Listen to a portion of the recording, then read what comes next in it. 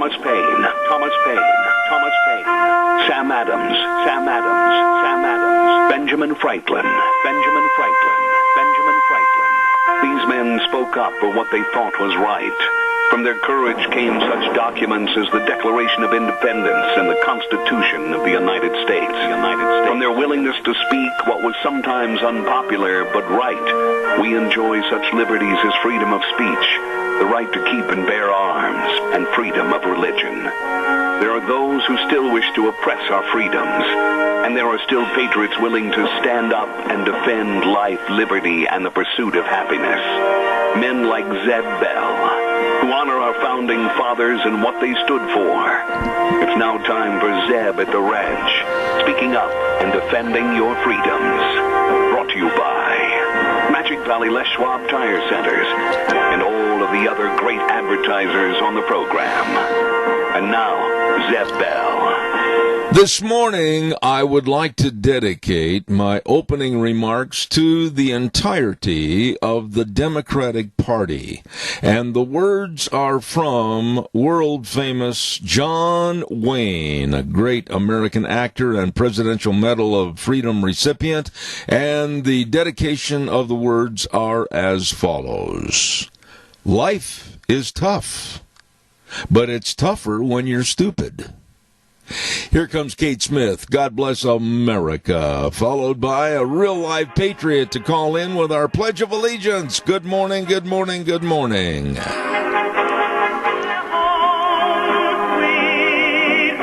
Thank you very much. Good morning on a Wednesday. Yours truly, Zeb Bell, Zeb at the Ranch, and, of course, our major sponsor, your Magic Valley Les Schwab Tire Centers, all 7 locations. Excuse me for coughing. I can't get rid of that cough. Serving you with a great, big, any weather, any road conditions, they've got all the tires for you. Stop in and see them today. Also, our thanks to Burley Physical Therapy and Rehabilitation at 1263 Bennett Avenue, Suite 2 in Burley, helping you get back to being you. And our friends at Greystone Crossing Independent Senior Living at 1221 21st Street in Hayburn. Seniors living the good life with friends. Pardon my occasional interruption with a cough today. I don't know. Everybody's getting something. A cold. Poor old Doug Martin. He's down sick. Everybody's getting it. Right now, let's go to the phone line and have our Pledge of Allegiance. Good morning. Good morning. I pledge allegiance to the flag of the United States of America and to the republic for which it stands, one nation under God, indivisible, with liberty and justice for all. Hey, would you do me a favor, by the way? I would be glad to. Would you occasionally, every 30 minutes, just kind of turn around and let people know that you're still alive because you sound like you're dead? Well, if you're getting a cough, this is what you got coming, my friend. Holy moly, thanks for the pre-warning. God bless you, man. I hope you feel better. Thanks. Oh, yeah, I'm feeling better. Okay, thank you. Hey, K&R Rental brings us the weather right now at 256 South, 600 west of Hayburn on the Burley-Paul Highway. Hello, Roger and the crew over there. They've got the best of tools and equipment for the jobs you need to take care of. They've got all the construction equipment you may need. I'm telling you, drive by on the Burley-Paul Highway and look at that front yard. Oh, man, they got the big dudes out there. They've got everything at K&R Rental. You're not sure what you need? Don't be embarrassed about that. Just call them, 678-3122, K&R Rental. And right now, here's Gina with the forecast. Not too shabby of a day as we hit midweek. However, we still have that air stagnation advisory that is going to be rolling through tomorrow. So if you have some upper respiratory issues, maybe you're an asthmatic, you might want to make sure that you have your inhaler with you. Other than that, it is going to be a great day. Sunny skies. We are expecting a high of 55. Mostly clear for this evening with a low of about 27 tomorrow. Mostly sunny skies. High of 58. Winds out of the east-northeast could be picking up to about 8 miles an hour. Thursday night, mostly cloudy skies with a low of 35. And as we take a look at Friday, mostly cloudy with a high of 61. And winds definitely picking up. Could have gusts as high as 23 miles an hour. That's a look at your weather forecast for Zeb at the Ranch. I appreciate it. Hey, thank you very much. Weather brought to you by by K&R Rental. They're right there. Can't miss them. 256 South, 600 west of Heyburn on the Burley-Paul Highway. The number to call, 678-3122. Caller, I'll be right with you. Stand by. Don't forget, I've got some information for all cattlemen out there. December 9th, Monday, December 9th, at the Burley Livestock Sale Yard at 11 o'clock, there's going to be a big bred stock cow sale. 1,000 head of ripping good heifers and cows, all ages, consigned now. I want you to call our dear friend Cade Rogge. He's putting the whole shooting match together. 431-0074, along with Merv May, 431-5735. Now, this is the sale. This is the sale, boys, to put a good string of cattle together for this next year. So don't forget, December 9th, Monday, at 11 a.m. at the Burley Livestock Sale Yard, bred stock cow sale. Don't miss that. Caller, good morning. You're on the air. Hello. Yes, I'm waiting for you, caller. Dead air doesn't count. Go ahead. Yeah, Zeb, I want to tell Doug that we miss him and like to have him come back to talk to us in a normal manner. Okay, what else, Keith? Quickly. Okay. Adam Schiff, he seems to forget what his, I think it's an oath of attorneys, is the truth will set you free. I don't think he's read that lately. And he tells lies often enough that they become reality to him. No, he's living. It's such a shame. Yeah, he's living in another world. In the position he's in. Yeah, he's living in another world. He's living in another vacuum, and he's like a caught butterfly inside of a jar. Pretty soon, it's going to run out of oxygen, and I think this whole situation is going to run out of oxygen soon. I'm very, very concerned about the theatrics of this great big freak show. This is what it is. It's a freak show, and the ringmaster of this freak show, Circus of Clowns, is California's Adam Schiff. And he's all painted up with a great big red nose of hypocrisy and lying, and he's going to try to come out of here smelling like a rose. Well, right now the rose is turned into a dandelion, and it's blowing all over. Well, Adam Schiff needs to remember this phrase. If you always tell the truth, you don't have to remember what you said. And he has got that distorted so badly. I agree with you. You sound like you have the same cold that Doug Martin has, and I certainly hope that you guys will take care of yourselves. You don't sound real good out there this morning. Well, I don't, and I got something wrong with my phone. All right, well, I can tell that because... All right, buddy, thank you. I could tell there was something wrong with your telephone this morning, so appreciate your call. Calls are welcome, 436-2244, 1-866-927-4587. I want to remind you about our friends at Ramsey Heating and Electric. You know, how many businesses do you know that have been in business for over 7 decades and absolutely phenomenal in service to you with the best of your heating, cooling, and electrical needs? I mean, they're there every day, Monday through Friday, 7:30 to 5 at 2600 Overland Avenue in Burley. And I'm telling you, folks, it's a tribute to them to be so outstanding in service to you and your family and your business. Ramsey Heating and Electric. The number to call, 678-0459, where they provide warm winters and cool summers. Caller, I'll be right there with you. Stand by. I want to remind everybody that if you're hungry and you can hear that tummy rumbling, and you can say to yourself, oh my, where is Denny's? Well, I'll tell you, they're located at 611 North Overland in Burley, and they are America's Diner. My goodness sakes, with the best of breakfast menus. I love breakfast. And, of course, luncheon menus and dinner and desserts, and served by people that are really polite and friendly. Oh, my goodness. Please stop in and see what I mean. Denny's Restaurant, America's Diner at 611 North Overland in Burley. And don't forget, we're going to be over there next week. Not this week. Next week on Thursday for Zeb's Lunch Bunch. Caller, good morning. You're on the air. Good morning. at the Burley Senior Center on South Overland. Today is birthday anniversary dinner, which means we're going to have turkey dressing, cranberry sauce, mashed taters and gravy, vegetable, and a yummy dessert. Oh, my.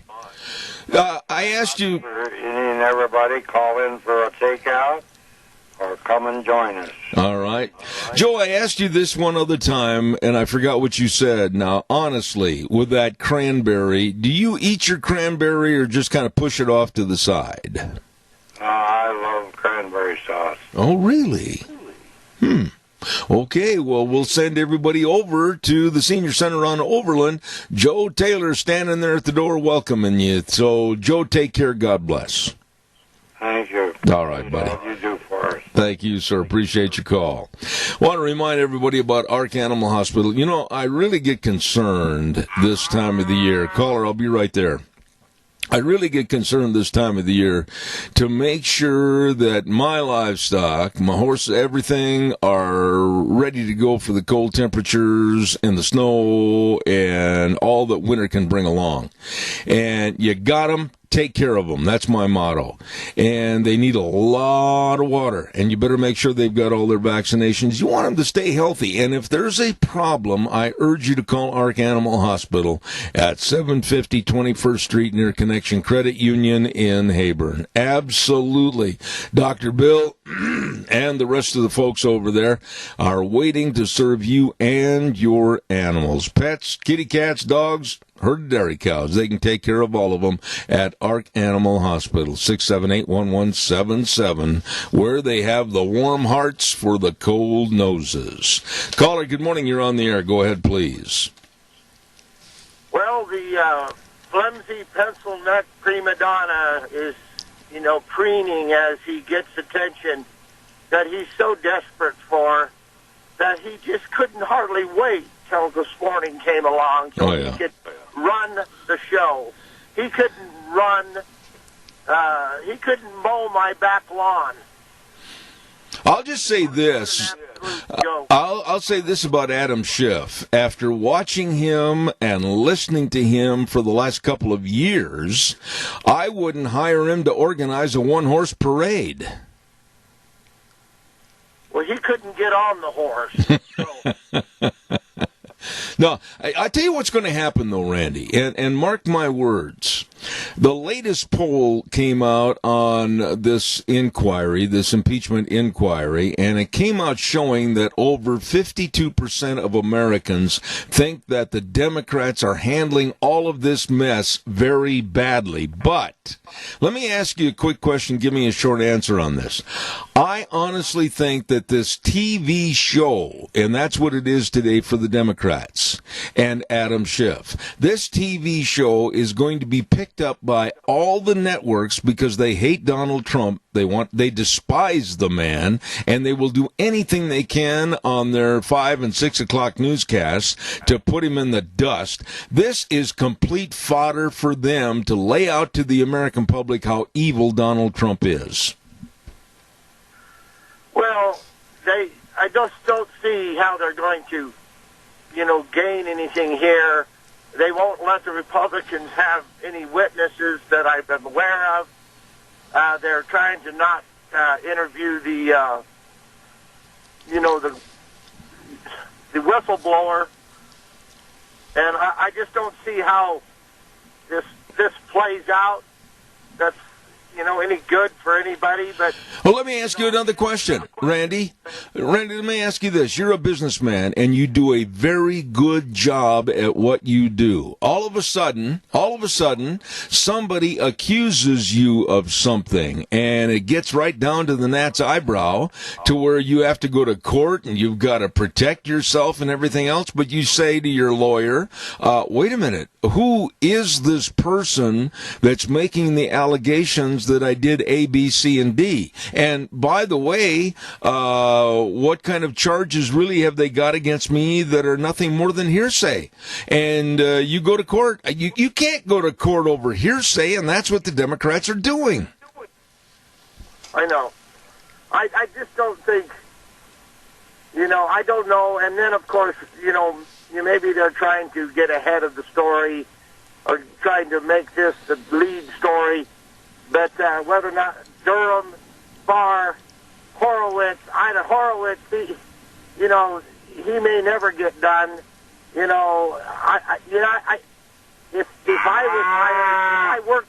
I was as bad as these people at getting things done, I would be sitting at the Walmart entry begging for food. Absolutely. I couldn't agree more, and that's very well stated. Randy, always appreciate having you call in the morning. Thank you, my dear friend. Appreciate it. I've got to do some commercials here real quick, caller. I'll be right with you. Do not leave. Do not pass go. Do not collect $200. I want to remind you about Dino's Septic Service and, of course, septic tank pumping and septic tank and drain fields installed, backhoe services, water and sewer lines installed, septic inspections. Oh, the list goes on and on and on and on. They serve you. They've expanded their business to better serve more people. Their fast, fair, friendly service. Please call Dino's Septic Service at 436-6526. That number again, 436-6526 or 678-1638. They'll pull in the yard with a big truck that says smells cargo on the way. Dino's Septic Service. Really, really good people. Oh, and by the way, I want to say a great big shout out to Mountain Transmissions. You better believe it. They're located at 504 East Main in Burley, and they want to wish everybody a very safe and sane, happy Thanksgiving. I like it when people say Thanksgiving. It's a holiday that I think is far too often overlooked. Mountain Transmission's free estimates and free diagnosis for your transmission problems. You better check it out with Rick at Mountain Transmission, 678-9110. Caller, good morning. Good morning. Yes.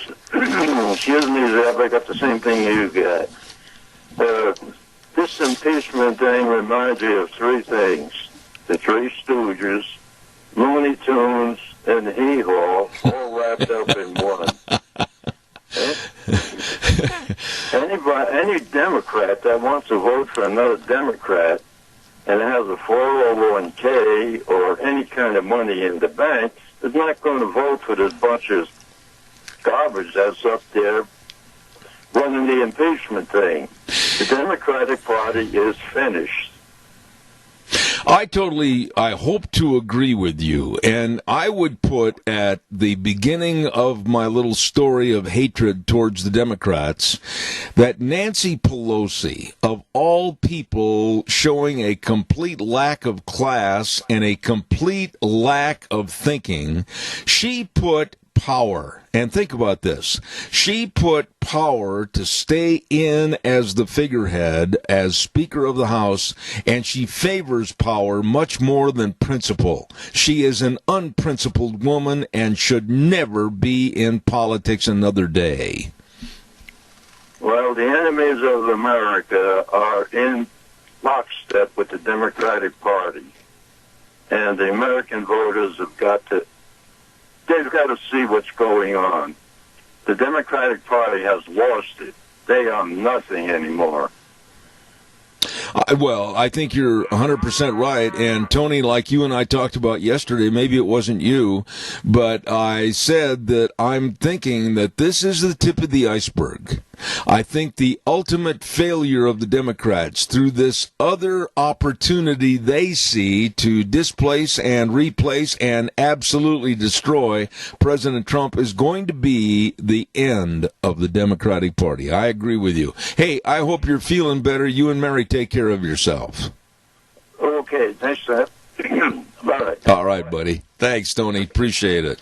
Boy, it sounds like everybody's got that in their throat. My goodness. I want to remind you, every Monday we give away a dozen cookies to Sophie's Chatterbox. I mean, they are a phenomenal bakery over at Sophie's Chatterbox, 530 East Street on the square in Rupert. Almost gave the wrong numbers. Sophie's Chatterbox, along with being a great bakery, what a restaurant. Stop in and just enjoy the people, enjoy the food, and we thank them for helping us sponsor those dozen cookies we give away on Mondays at 8:30. Caller, good morning. You're on the air. Good morning, sir. I'm just going to make this real quick. This what is going on in Washington, D.C. should scare everybody, whether you're Democrat or Republican. Because if the government can do this to a sitting president, just think what they could do to you. Oh, absolutely well stated.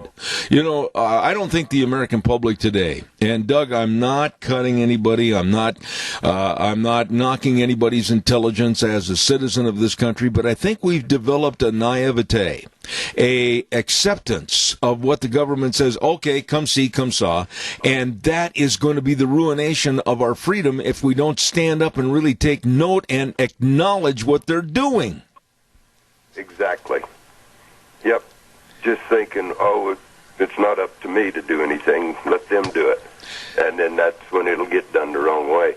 I mean, if you don't stand up for other people's rights, when they come after your rights, who's going to be there to stand up for you?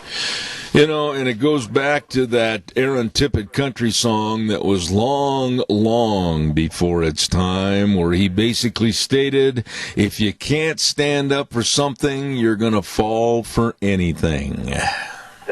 That is a very fact right there. All right. We need to stand up. We need to get a hold of Risch and have him start calling some people in front of his committee. Have him call that whistleblower in front of his committee. That whistleblower has put up a GoFundMe page and has collected over $220,000. Yeah. You know, I mean, Doug, explain this to me, though. Why are we, the public, accepting the fact that, well, so-and-so heard so-and-so say such and such about the president? Well, did you hear it firsthand? Well, no, I did not. Well, so-and-so told me that they heard this. Well, did they hear it firsthand? No, they did not. All of these allegations, all of this money, all of this time that should be better spent on serving America on hearsay? Exactly. You take hearsay into a regular court of law, and you'll be laughed out. They won't even allow it to be admitted. But yet in the Adam Schiff show, it's standard that's standard procedure. Well, I think what I'm going to do tomorrow in the first hour is I'm going to go through the transcript again that I've read the day after this all started. I had it, thanks to my lovely bride, researching immediately when it came out. We got a copy of it. And I've read it, highlighted it, dog-eared the papers and everything. And, Doug, I don't know if you've read it, but there is nothing in there that talks about quid pro quo or any bribery or anything else.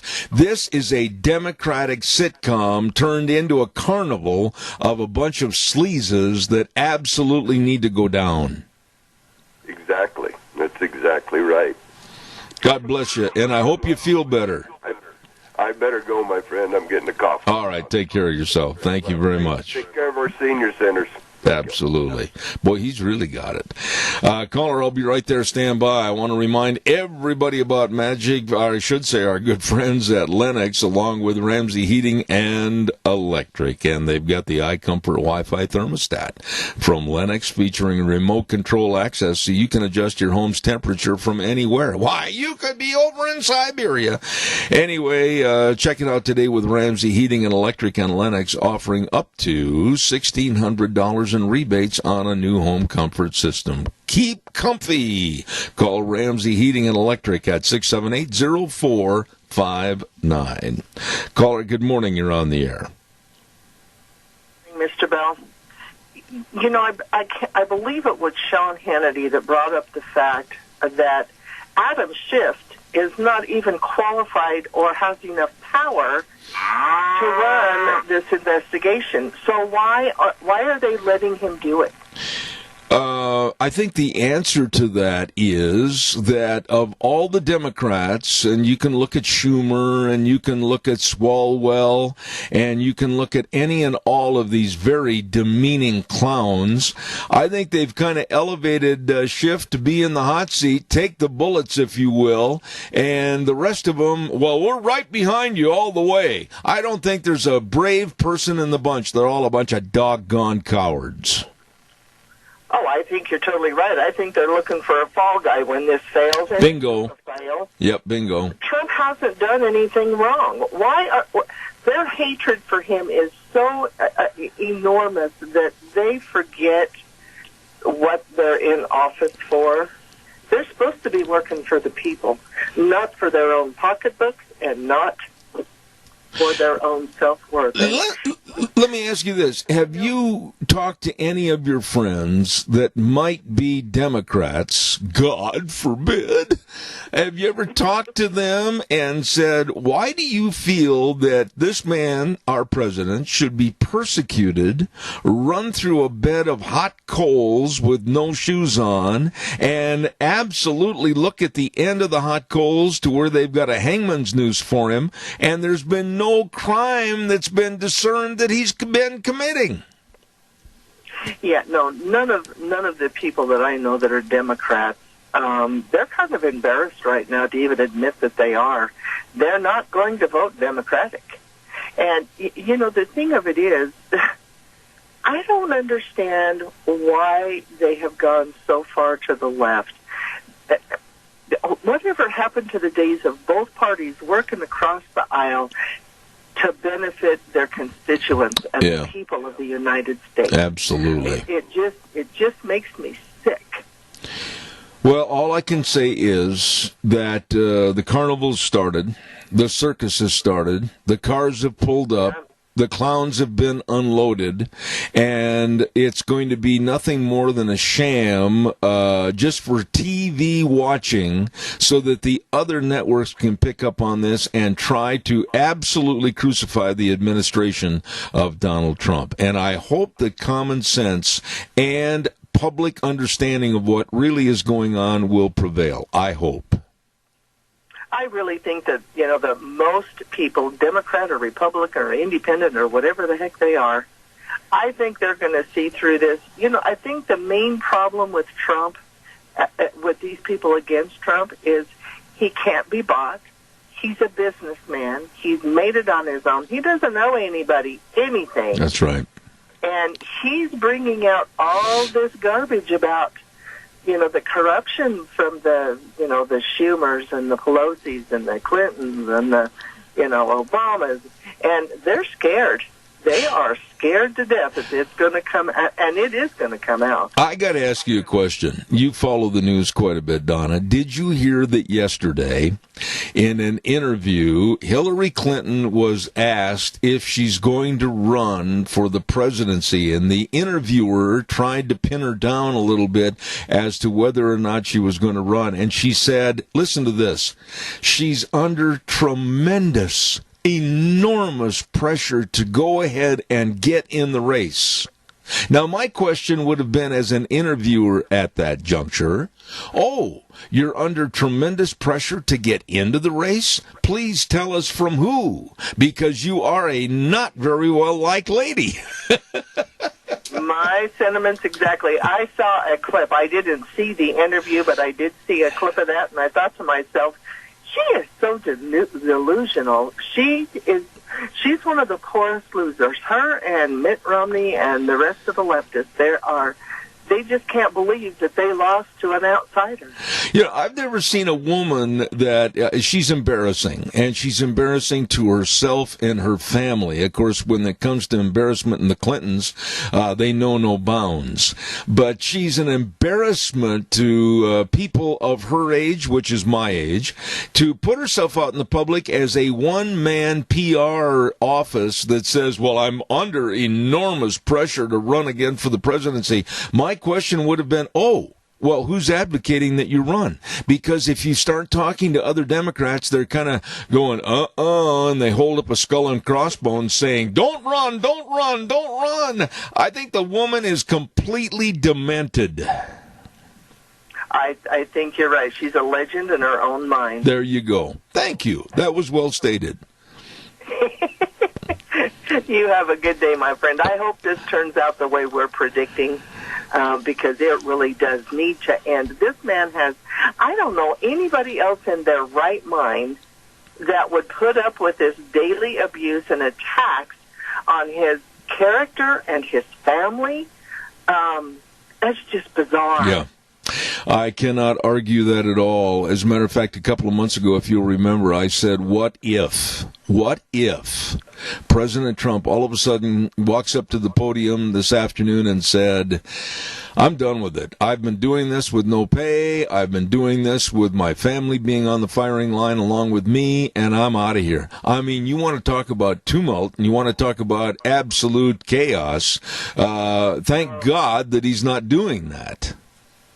Yeah, he's got a backbone, I'm telling you, and he loves a good fight, and that this is actually, in reality, it's a fight for his life. Yes, absolutely. Donna, I got to run. Thank you so much. Appreciate it. Okay. Thank you. Barry Equipment and Rental. By golly, when you need the big dudes for the lifting and the digging and the pushing and the carrying and the grading and the leveling and you want the big puppies out there working for you, I'll tell you. They've got all the Doosan wheel loaders and the excavators with low rate financing and excellent rebates.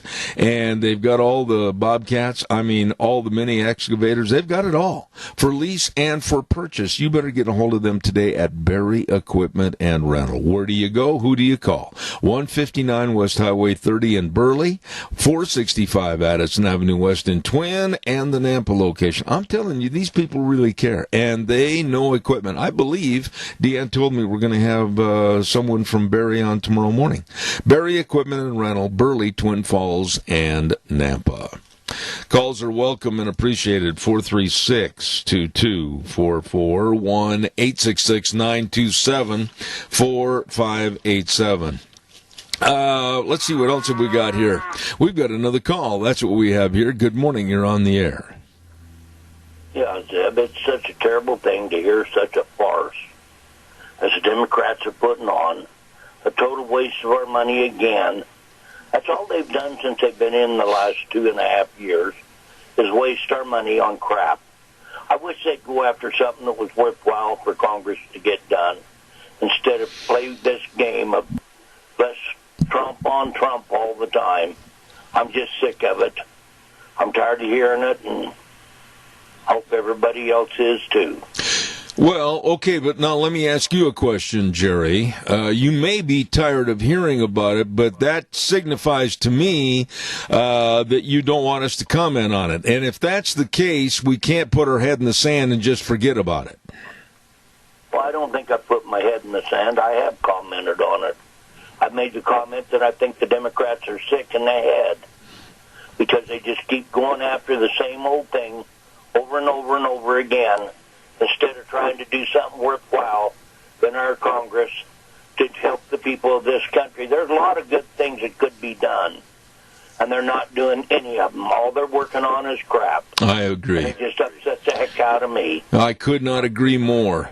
I'm proud that you called in and said that, because that's exactly what it is. I don't know if I would have used that word, but I guarantee you the word is applicable. Thank you very much, my dear friend. You bet. You have a wonderful day, and may the Lord bless you and your whole audience. I appreciate it. Thank you very, very much. It is just a bunch of garbage.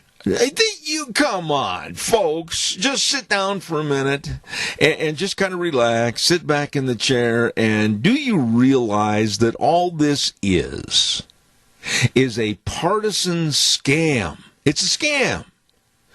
Because of complete hatred of Donald Trump winning the 2016 election.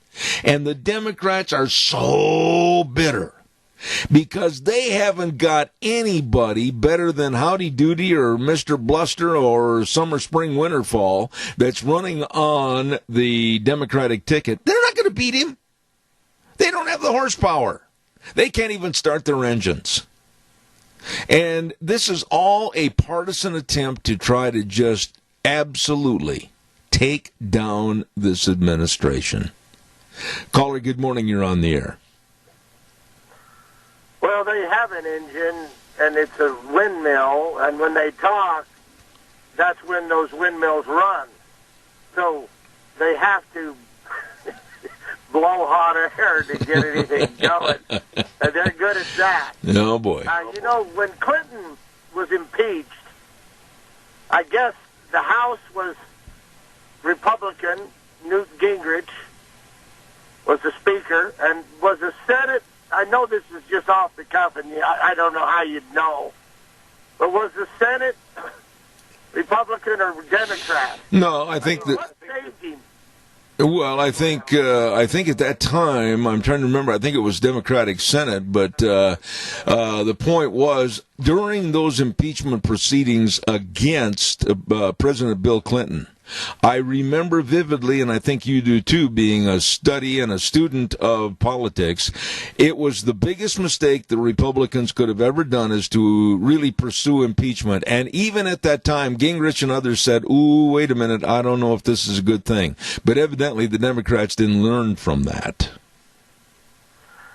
Well, I'm sure it was a Democratic Senate, and that's what saved Clinton. Yeah. And like Lindsey said, he says, if we don't hear from the whistleblower, this thing's dead on arrival in the Senate. And the whistleblower, if he speaks, and he's interviewed by Jim Jordan, Matt Gaetz, the others, I don't know what he'll say. But is he going to get away with not... the fact that Schiff can get away with what he's doing, and, the rules, I don't know these rules, but I know it's a sham, and you'd say to yourself, well, couldn't the American people, the people that actually care and know, not the low-information idiots, but the people that know better can see this is a sham. But I guess, we never want to assume anything, huh? Well, all I'm going to say is I don't think I've ever seen anything like this, to where you're going after the most prominent, the most important and prestigious person in the United States of America, the President of the United States of America. And yet the President doesn't get the affordability of knowing who his accuser is and what charges firsthand instead of all this hearsay garbage. This is ridiculous. Well, it's illegal. Yeah. But, it's amazing. You know what? Last night, and I'm going to hang up as soon as I say this, I was watching a show called Traffic about trafficking drugs across the border, and Michael Douglas said it doesn't matter, but it was about how it affects everybody and how this thing is so hard on our president. And there was a scene there that made me realize the amount of abuse that our president has taken by these SOBs across this every night. You can't watch any late. I wouldn't watch any late night TV. I wouldn't watch any cable news other than Fox, because the names, the abuse, the gauntlet that he has withstood is nothing that we've ever seen in the history of this country. Go ahead. Yeah, I was just going to say, you touched on something real quick, and don't go on for long after this because I got to get my weather forecast on. But the late night show with Stephen Colbert, by accident, and I mean this purely by accident, it was left on our TV the other night. We walked into the room, and I listened to the beginning monologue of Colbert. And I'll be very frank with you, I'm not going to pull any punches. My initial reaction was to be there live in the studio audience, walk up on stage, grab him by the necktie, and just beat him severely around the head and shoulders. It was absolutely disgusting. It was no class humor whatsoever. It was all very offending and offensive language against our president and the office of the presidency, and these people get paid for doing this. Well, I'll tell you what I'll do to Stephen Colbert.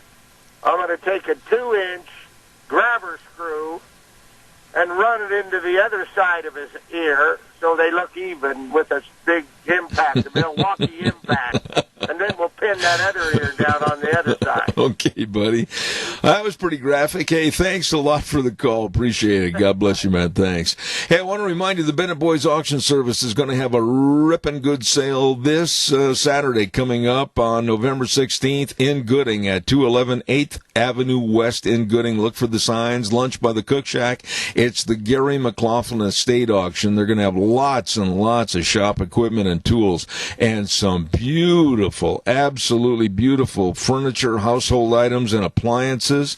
Oh, my goodness. I'm looking some of that furniture right now. It's really going to be great. A lot of collectibles, too. And I urge you to keep that on your schedule of must be there. November 16th, this Saturday, 11 o'clock in Gooding, 211 8th Avenue West, Gary McLaughlin Estate Auction, managed by the Bennett Boys Auction Service. No sale too big, no sale too small. The Bennett Boys, they sell them all. By the way, it's time for the weather. Not by the way, it is time for the weather. And I'd like to give a great big shout out to our sponsor, and that's, of course, Mount Harrison Audiology and Hearing Aids. Hearing affects every aspect of your life. I mean, listen to the birds. And by the way, my robin came back that's been pecking on the window. He left for about 4 months, and now he's back. And it affects everything you do. And the hearing treatment is absolutely a necessity if you have diminished hearing. Well, work with the people that are the I bit my tongue, professionals. Oh, it feels better now. And they can help you with the hearing screening and then go on from there. Mount Harrison Audiology and Hearing Aids. Please take the time to give them a call. Make an appointment, 417-8799. That number again, 417-8799. Mount Harrison Audiology and Hearing Aids. I've got to rest my tongue. I'll be right back. Here's Gina. Not too shabby of a day as we hit midweek. However, we still have that air stagnation advisory that is going to be rolling through tomorrow. So if you have some upper respiratory issues, maybe you're an asthmatic, you might want to make sure that you have your inhaler with you. Other than that, it is going to be a great day. Sunny skies. We are expecting a high of 55. Mostly clear for this evening with a low of about 27 tomorrow. Mostly sunny skies. High of 58. Winds out of the east-northeast can be picking up to about 8 miles an hour. Thursday night, mostly cloudy skies with a low of 35. And as we take a look at Friday, mostly cloudy with a high of 61. And winds definitely picking up. Could have gusts as high as 23 miles an hour. That's a look at your weather forecast for Zeb at the Ranch.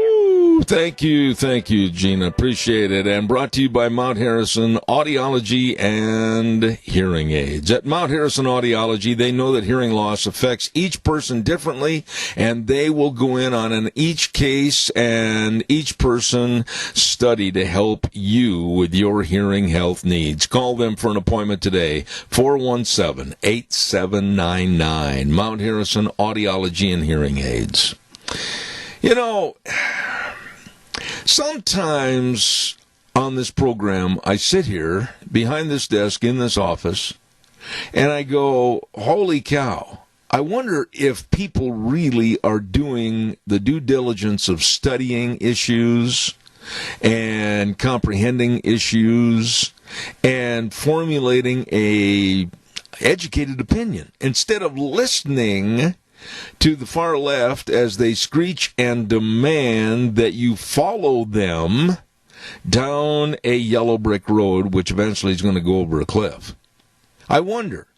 And I use that same analogy for the buffoonery of climate change / global warming. Most of the people that speak out and write op-eds and everything else are not climatologists, are not meteorologists, and they have no clue as to what they're talking about or writing about unless they steal the issues and quotes from other people. And then they make buffoonery statements like saying, well, 97% of scientists agree in climate change. No. Back off a little bit there. It's not 97% of the scientists en masse in the world. That's not true at all. As a matter of fact, it's only 97% of the people that they contacted that they wanted to affirm their left-wing cause. Many scientists, many weathermen, meteorologists, etc., have absolutely changed their tone and their conviction about demanding that climate change is real. That's right.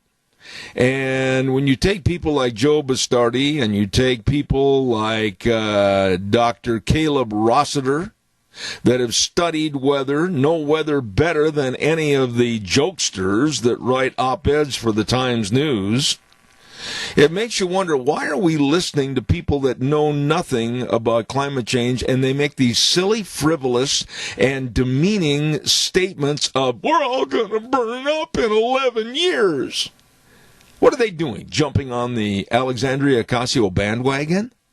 I mean, this scare tactic of 11 years. Nobody knows anything about the end of the world than God. And that leads me to say that I just really question, where has religion gone in this country and faith in our Creator?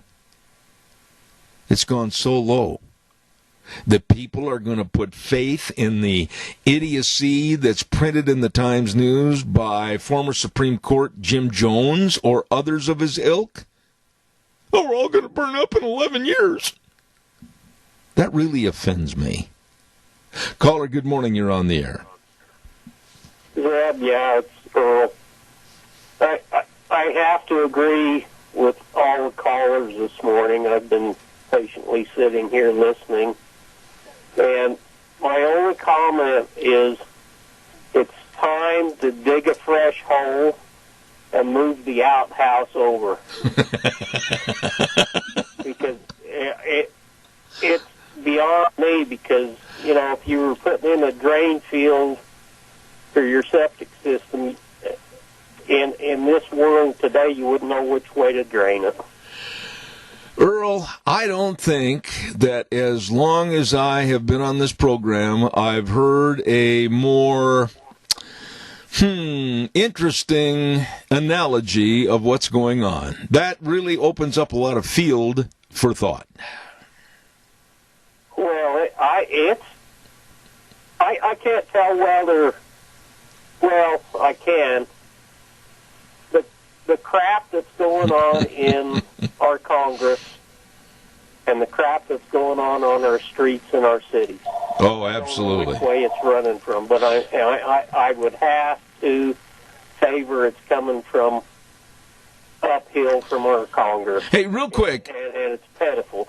Real quick, Earl, give me a short answer on this because I got to get a commercial in before I go off for this hour. But after we talked about yesterday about that new prosecuting attorney in San Francisco that said he's not going to prosecute anybody for all the defecation and urination and all the other devious and unhealthy ways in San Francisco, if all of a sudden today you were appointed in that position, what would you do? What would be the number one thing that you would start immediately to do or clean up this mess? Reopen Alcatraz. Interesting. I like that concept. Earl, I'm going to work on that. I want you to call back in tomorrow. We'll talk about it first hour. I got to run. Thank you. I called in yesterday, but I didn't want to throw more fuel on the fire. No, don't worry about that. Just keep the gas can handy. Thanks, Earl. See you there. All right, buddy. I kind of like that. Reopen Alcatraz. Good thought there for all those homeless people that are absolutely destroying business and tourism in San Francisco. Alcatraz. I got to work on that. Don't forget our friends at your Magic Valley Les Schwab Tire Centers. And they'd be off the edge of the water and on the rock with the seagulls. Don't forget your Magic Valley Les Schwab Tire Centers, and they've got tires for any weather. Anything the roads are going to throw at you. Snow and sludge and ice and, oh, yuck. I mean, they've got all the tires, like the Road Control All-Season Tread Smooth Quiet Ride, and they've got the Reputation Tires Superior Performance Quiet Ride and the Open Range AT. All the tread designs, all the sizes for all the vehicles. Along with, if you're not familiar with it, the best in brake service, front end alignment, shocks and struts and batteries. But above all, one word, service. They really take care of you in a very professional way to get you back out on the highway. Stop in and see Lane and Rupert, Dave on Blue Lakes and Twin, Mike and Buell, Mike and Jerome, the Twist family and Paul, Daniel on Pole Line in Twin Falls, and Trent on Overland in Burley, your Magic Valley Les Schwab Tire Centers. Alcatraz. And a little ferry boat going back and forth, taking them over there. Maybe a helicopter drop of various and sundry items out on the rock. Kind of like that. We're going to take a break for about 7 minutes and come back with Dave Bigo and then a gentleman by the name of Alex Newman. And that's all coming up this next hour on Zeb at the Ranch. Have a great one. We'll be right back.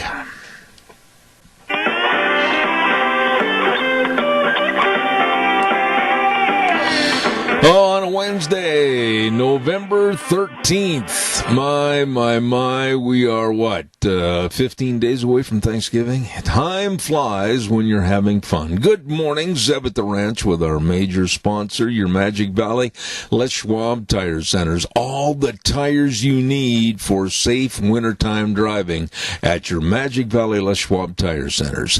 Don't forget Burley Physical Therapy and Rehabilitation at 1263 Bennett Avenue, Suite 2 in Burley, helping you get back to being you. And Greystone Crossing Independent Senior Living at 1221 21st Street in Hayburn. Seniors living the good life with friends. Right now, let's learn more about Western Way Services. From the canyons of the Snake River and all across southern Idaho, we're always at your disposal. Western Way Services, we care about our community, our resources, and this free land. Western Way Services is lending a hand, always at your disposal. Western Way Services. You know, they really are always at your disposal, and when the garbage is piling up, Bunky, and you're going, what am I going to do? Call Western Waste Services at 734-6969. Get on the route service. Once a week, they'll come by with that big truck, and your garbage problems are adios amigo. They're gone. And the number to call, 734-6969. 734-6969. Western Waste Services. Really, really true. Always at your disposal. I want to remind you, good old Rick over at Mountain Transmissions is wishing you and yours a very happy Thanksgiving. And, of course, Mountain Transmissions located at 504 East Main Street, right across from Stokes Food Center in Burley.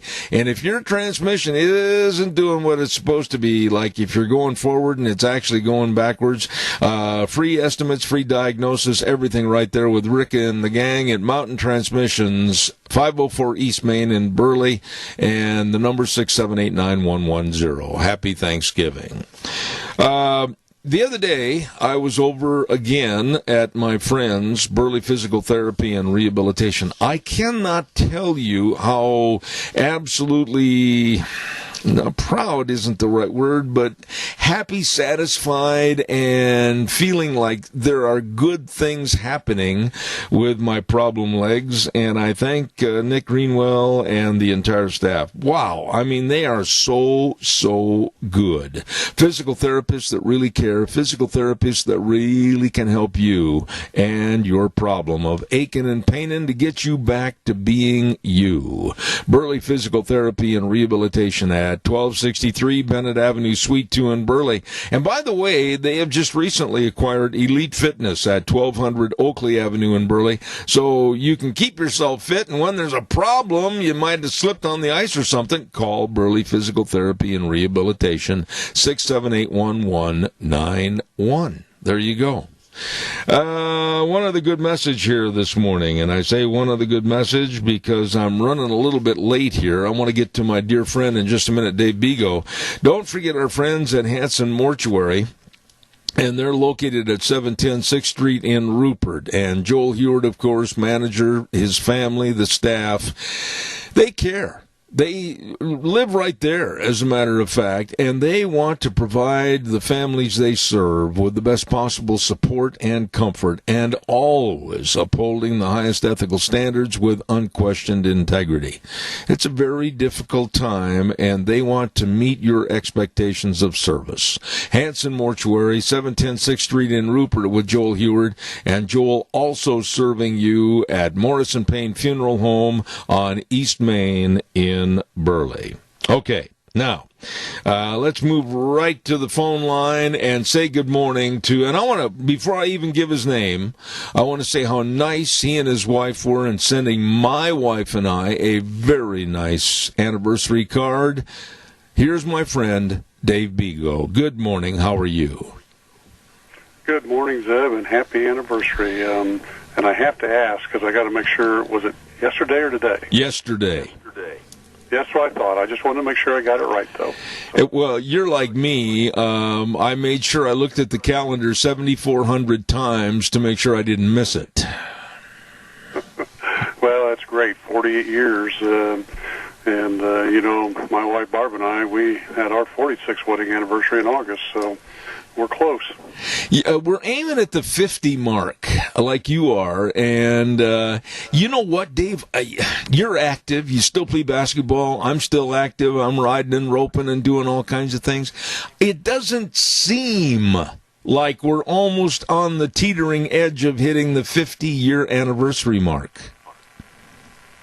Yeah, we're old folks, but that's okay. That doesn't mean you can't stand up and do a lot of things and be young, act like young folks. Absolutely. I think that's what people need to do throughout their life. Well, just as long as you don't forget where you put your dentures, buddy. Hey, I got to ask you, Dave, I've had it. I mean, on a radio program that thrives on different stories and different dimensions to those stories to the American public, this impeachment inquiry, to me, after studying it, and I mean studying it, I don't just talk about it on this radio program. I mean, after I'm off the air, I sit and study for 3, 4, 5 hours every day, all the garbage that's going on with various aspects of this. This is absolutely a clown sitcom. There is nothing of any validity that we, the American public, don't know, or the Democrats don't know, or the Republicans, and why we're wasting the time on this is beyond me. Zeb, I've told you this is all about the 2020 election, and they're trying to bring Trump down and get him to quit or get him impeached or make him look so bad that he loses the 2020 election. This is what it's all about. Now, I agree with that. I've said the same thing. I mean, it's nothing more than a partisan witch hunt to create and kind of plant a seed in the voter's mind that, oh, Trump's a bad dude. We can't put him back in there. But is it going to work? Well, I don't think it will work, but, we still got a year until the election, almost a year until the election. Yeah. And, this may not work, but they're going to continue to attack and throw out stuff like this, and they'll harp back on this impeachment and everything and all the things that they're talking about in it, and they're going to do everything they can to bring him down, and it's going to get really ugly, and the American people need to wake up. When you say really ugly, I don't know what avenues you're talking about that they haven't pushed their clown car down, but how much worse can it get? I mean, they changed the initial intent. Originally, it was Russian collusion, and that went 2 years with the Mueller investigation and netted a great big fat goose egg. Now they're talking about quid pro quo, but they changed that too. Now they're changing the verbiage to bribery. I mean, this thing just doesn't end. No, but this is what they do, and they'll keep coming up with things like that. I've been through this. I understand how it goes, and Trump needs to stand up, and so do the Republicans, and to keep a backbone, and they need to, at all times, expose the lies and everything that the left is using, and and do it professionally. And that's the big thing. Do it professionally so that the American people still respect you. But let me ask you this question. I'm kind of going to stand in the middle of the road here and look at both sides. With the inequity and the unfairness of the way that this hearing is being conducted by little bitty Adam Schiff, how in the world can the president and or his administration and the Republicans ever get a fair shake?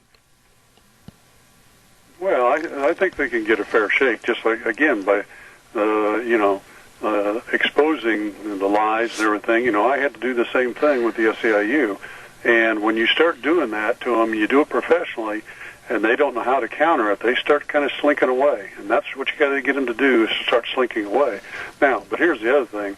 As we move into the closer and closer to the election, I think we're going to see, a lot of things, physical things go on, like rallies in the streets and stuff like that are going to be really ugly. And, again, the president and the Republican Party needs to be prepared and stand up, have a backbone, and be professional in how they address it and expose it. Absolutely. We have a caller with a comment. Caller, quickly, you're on the air. Yes, I think what's going on is this constant harassment is designed to break his health down, and that's the only way they can get him out of office. That's a really good comment. I'll have Dave explain that on the air. I've heard the same thing from other people, and Tony, thank you for your call. But what about the breakdown, not only of the president's health with this continual barrage, 24/7, 365, but also the mental anguish of never having a day when somebody comes up to you and shakes your hand and says, "Good job." Well, and that's part of it. And, again, I'll go back to my book, Zeb, my second book, The Devil at Our Doorstep.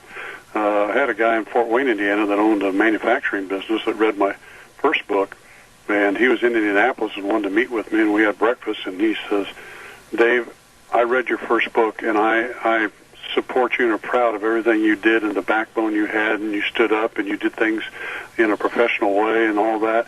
He says, "But I'm going to be honest with you, Dave. I couldn't put up with it mentally or psychologically, physically, economically. I just couldn't go through all that." And he says, "The sad thing is probably 6% of the people in this country couldn't stand up like you did, and we need that in America." And I think Trump is strong enough that he'll be part of the 4% that can stand up, and it won't bring him down physically or mentally. Dave, you're the eternal optimist, and you are I respect you more than you know for what you've done, what you've accomplished, your business, all your employees, etc., all across the United States.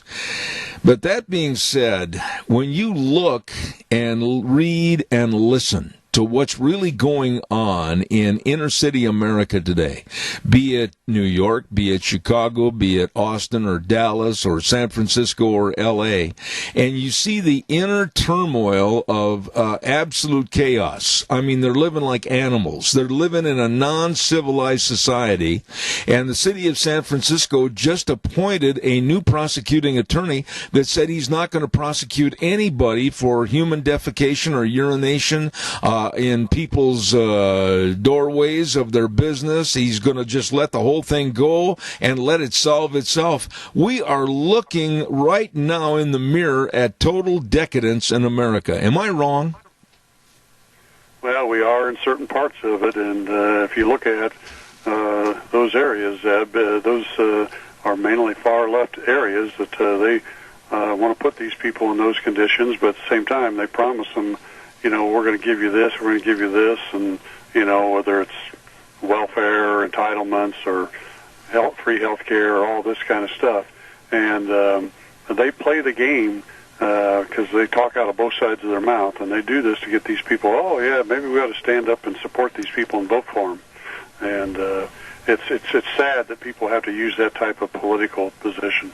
But how in the world can a country, pretty soon the cancer is going to spread, and how can a country exist when you have homeless people that are thumbing their nose at the rest of us taxpayers in America? And I don't want anybody to come on the program and say, they're all having mental problems. No, they're not. As a matter of fact, many that have been interviewed said, hey, why should we go to work? We can live in a tent like camping out. We get our monthly food stipend, and we get our money from the government, and we have a big party every night. We don't have to go to work. We, the people that are taxpayers, are the suckers, and quite frankly, I'm fed up with it. Well, that's why we need to make sure we keep President Trump in office, we keep the Senate as Republicans, and we take back the House so we can start turning this stuff around and getting good, because Zeb, all across the country, businesses are looking for people for jobs. In fact, there was an article in the Indianapolis Business Journal yesterday where, companies across the state here are still frustrated because they can't get people to work, and a lot of it's because of people on welfare and other benefits, and it's time we're going in the right direction. It's time we get these people motivated to go to work and work hard and persevere and grow. Okay, you say we're going in the right direction, and quite frankly, I'd like you to be more elaborative on what right direction is. Well, our economy is growing, and businesses are growing, and businesses unemployment is way down, lowest in 50 years, and we have more and more people that are needed for jobs in that. We haven't been in this situation in a long time, and we need to keep this going, and in fact, we need to improve upon it. And the only way we're going to do is if the Republicans win the House and the Senate and the presidency. Yeah, I understand all that. I buy into that. I'm one of the great big flag wavers with you, but that doesn't solve the problem of making and creating people to have their own self-responsibility to get up off their big fat fannies and go to work. Well, I believe that if we win the election in the House and the Senate and the presidency, I think this administration and the Senate will start moving to reduce welfare entitlements and stuff like that, and that will force these people to do that, and that's the direction we need to go. Dave, the other day, and I don't have the direct quote in front of me. I wish I did. I lost it. There was a person on television, a veteran, that made a very astounding and very real statement saying that our colleges and universities are nothing more than breeding grounds for perpetual adolescence. When I heard that, I said, whoa, spot on. And the truth was in the pudding again, as what happened at Northwestern University in the last couple of days. I don't know if you heard this or not, but Northwestern University has pressured their student newspaper, and the university is now being pressured by outsiders to apologize for having former Attorney General Jeff Sessions speak on campus. Apologize? Yeah, unfortunately, and again, this is something I've discussed with you before on this program, is that for many years, 20, 30, 40 years, the left has controlled our education and our colleges and professors and that, and so people have been brainwashed into this kind of stuff. But I have to tell you, I'm seeing more professors in that start to step back and say, this stuff isn't right. We need to go in a different direction, and I hope that helps improve our education system. Boy, I do too. And by the way, our education system would be well serving if they would start teaching people a little bit more about science, and what's happened over all the years since God created the earth and the universe. And then some of these climate change buffoons might just fold their tent and walk away, because right now, this last month of October was the coldest October ever in recorded history for the state of Idaho. And I understand that right now, as we speak this morning, over 70% of the United States is suffering under below freezing temperatures and a whole bunch of snow.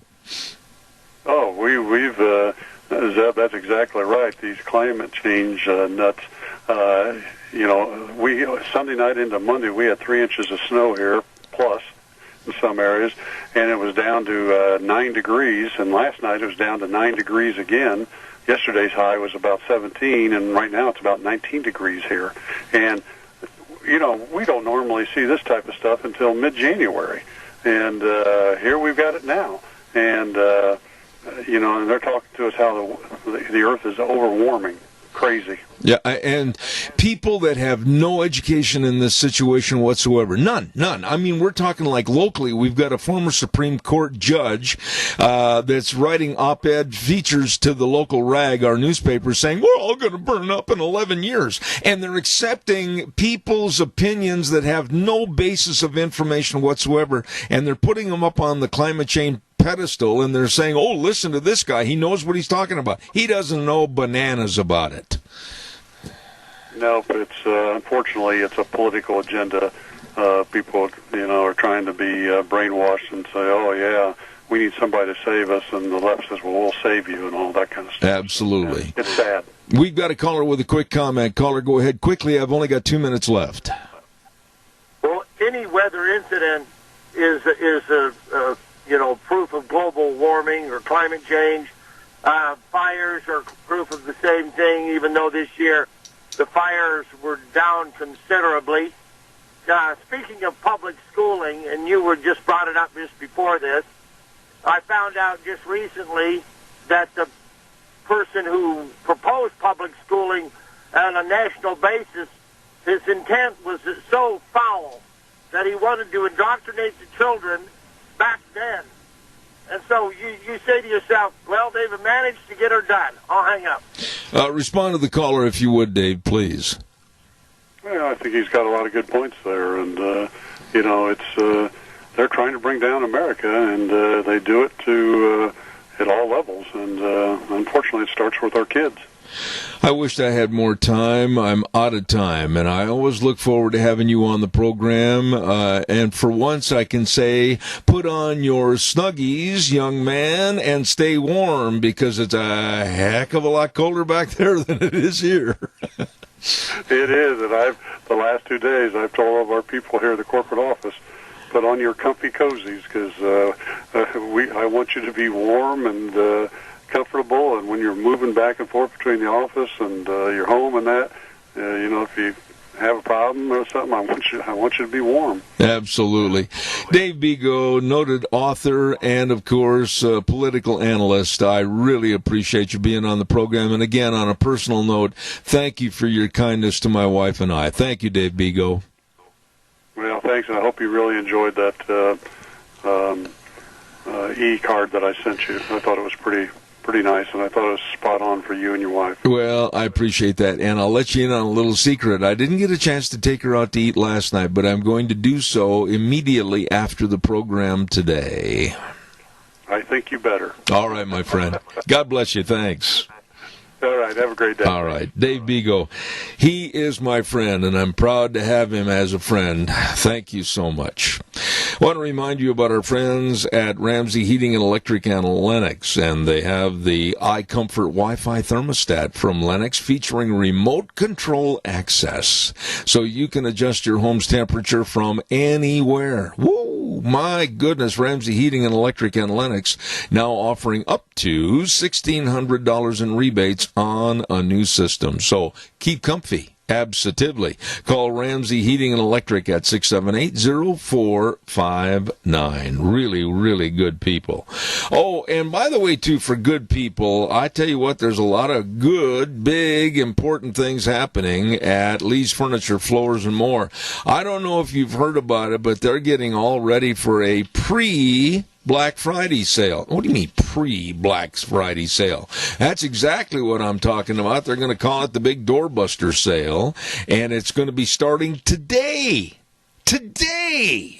My goodness, jump in the pickup, load up your aunts and uncles and grandpas and grandmas and everybody else, just get in the back of the bed of the truck and head for Lee's Furniture, Floors, and More.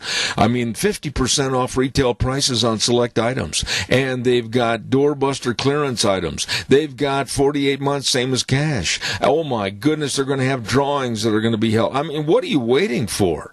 The best of furniture, the best of bedroom sets, the best of floor coverings, the best of window coverings, the best of carpet. My goodness, at Lee's Furniture, Floors, and More. 459 Overland in Burley today with a big doorbuster sale. In just a moment, we're going to be going to the phone line and have our next guest ready and raring to go. But first and foremost, I also want to remind you about Let's Ride, 270 Highway 24 between Rupert and the World. And they're open Monday through Friday, 9 to 6, Saturdays 9 to 4. And look outside, see the sunshine, the blue skies, a few wispy clouds out there. Oh, you can enjoy the great fall. And you know that we're just days away from a weather forecast that says we're going to have snow in the high country. Well, they've got all your snowmobiles and snow bikes. They've got everything over there. I do not know how they got everything into that showroom floor. And along with that, a huge accessory department and the best doggone service department around to keep you running. Let's Ride, 270 Highway 24 between Rupert and the World. It's true. This is where the fun is sold at Let's Ride. And, oh, by the way, over in that area, that neck of the woods, our friends at Cameron and Siemens Insurance, Highway 24 in Rupert. My goodness, they really take care of all your insurance needs for your home, your family, and your business.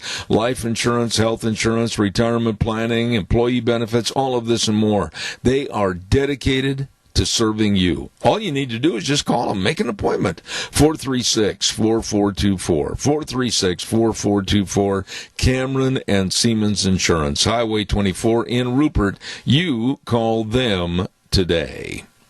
Right now, we're going to go to the phone line, and with us on the phone is a gentleman that's the co-author of a book called Crimes of the Educators. That got my attention, and he's also going to be putting on a seminar Tuesday, November 19th at the College of Southern Idaho Taylor Building, room 276, and we say good morning to Alex Newman. Alex, good morning, sir. How are you? I'm doing fantastic. Thank you so much for having me on the program. By the way, where am I calling to you? I mean, 786 area code. That one stumped me when I could not figure out where you were. Well, 786 is actually a Miami area code. Miami is my hometown, born there. Right now, I am just outside of Tallahassee. I was giving a talk at a conference yesterday in Tallahassee, Florida's capital. So that's where I am at the moment. To sum it up and get started, rescuing our children and our nation is going to be the subject matter for that meeting next Tuesday, November 19th at CSI. Alex, I'll just come out and say this, and then you can rebut or agree with my statements. I said earlier this hour and the first hour, America's in trouble. And I just don't know if we've got a broom and a dustpan big enough to clean up this mess. What are your thoughts? I couldn't agree with you more. America is in major trouble. In fact, we're in such big trouble that I don't think our country is going to survive for another generation if we don't deal with this immediately. And you're right. The idea of finding a broom and a dustpan big enough to clean up this mess is almost inconceivable. The reality is it took us multiple generations to get into this mess. If you look at the polling data, 70% of our young people now say they're going to vote for socialist candidates. The majority of millennials are now non-Christian. It's the first non-Christian generation we've had in American history. America's not going to survive another generation of this. But I do think there is hope. It's not going to be easy. It's going to take multiple generations to deal with this crisis. You know, we didn't get into this overnight. We're not going to get out of it overnight. There are solutions, and I think that solution needs to begin with, first of all, an accurate diagnosis of the problem. We need to know what went wrong, and that is the deliberate indoctrination, the deliberate dumbing down of our children on an industrial scale in a government-controlled indoctrination system. And the solution is going to have to be, first of all, understand that problem. Second of all, rescue our children from that mess. Third of all, let those future children who did receive a good education, whether that be in a good Christian school, private school, Jewish school, home school, those kids are going to have to be the leaders of tomorrow to gradually steer us back into safe waters. Because right now we are staring at the edge of the abyss, and if we don't do something, it's all over, folks. You know, you and I are exactly on the same page, and I get fighting mad when I hear political possibles like Kamala Harris running for the Democratic nod for presidency come out last week and say, oh, well, if I'm president, we're going to advocate that we have 10-hour school days. They go to school early in the morning, and they have breakfast, and then, of course, they're there at noon. We furnish the lunch, and then they stay with classes until 6 p.m. in the evening. Mom and Dad, you don't matter. We'll raise your kids for you. My God, Alex, this is the end. And it's almost where we are now. You know, a lot of parents have just completely given up their responsibility to raise their own children and handed them over to the state. And it's tragic. This idea that Kamala Harris has is actually the mainstream of Democratic thought. Arnie Duncan, who served 7 years as Obama's education secretary, was going around the country promoting government boarding schools. So we want to have some of these kids 24 hours a day, 7 days a week, 365 days a year, right? The government's children. The Obama administration's education department worked with Health and Human Services. They came up with a policy document that said parents could at least be equal partners with the federal government. But if you read the document, they're talking about parents being the junior partners, right? We'd have mandatory home visits to check that the parents are doing what the government wants. Home parenting lessons where the parents will learn from the federal government how to raise the federal government's children. And we've seen this before, right? This is not a new idea. Karl Marx advocated for this idea. We saw how well that worked out, right? Communist governments only killed 100 million of their own people in the last century. I mean, what could go wrong? Adolf Hitler and the National Socialists, same idea, right? Adolf Hitler was the first leader on planet Earth to make it a crime to educate your own children at home. He criminalized homeschooling. And, yeah, he invested a lot into his military. He put a lot into, his war machine and his defense planning. But really the core of his strategy was indoctrinating the youth of Germany. And, after they got done with their mandatory indoctrination at government schools, then they would go to the Hitler Youth Program, right, for the afternoon, and then maybe the parents could feed them dinner if Hitler was feeling generous. That's the direction we're heading in, folks. The government wants your children, and not just your children. They want your churches. They want your freedoms. And now they are openly announcing it, which means we're getting close to the end game. We have got to get involved now while we still have the chance to do so. You know, Alex, when you sit here and you look at the problem, and let's back up a little bit and look at the genesis of the problem. It wasn't like this when I was in school, and I know as old as I am, you might snicker and laugh, well, that's when they still circle the wagons at night, but irrelevant of that, I mean, things have changed so drastically. What was the genesis of the acceptance of this absolute stupidity, the way our kids are being treated in schools? Yeah, it was a slow process that took place over multiple generations. But as I've studied the history of the public school movement, I've realized that the people who created this had this idea in mind all along. And we can go back a century, for example, to John Dewey.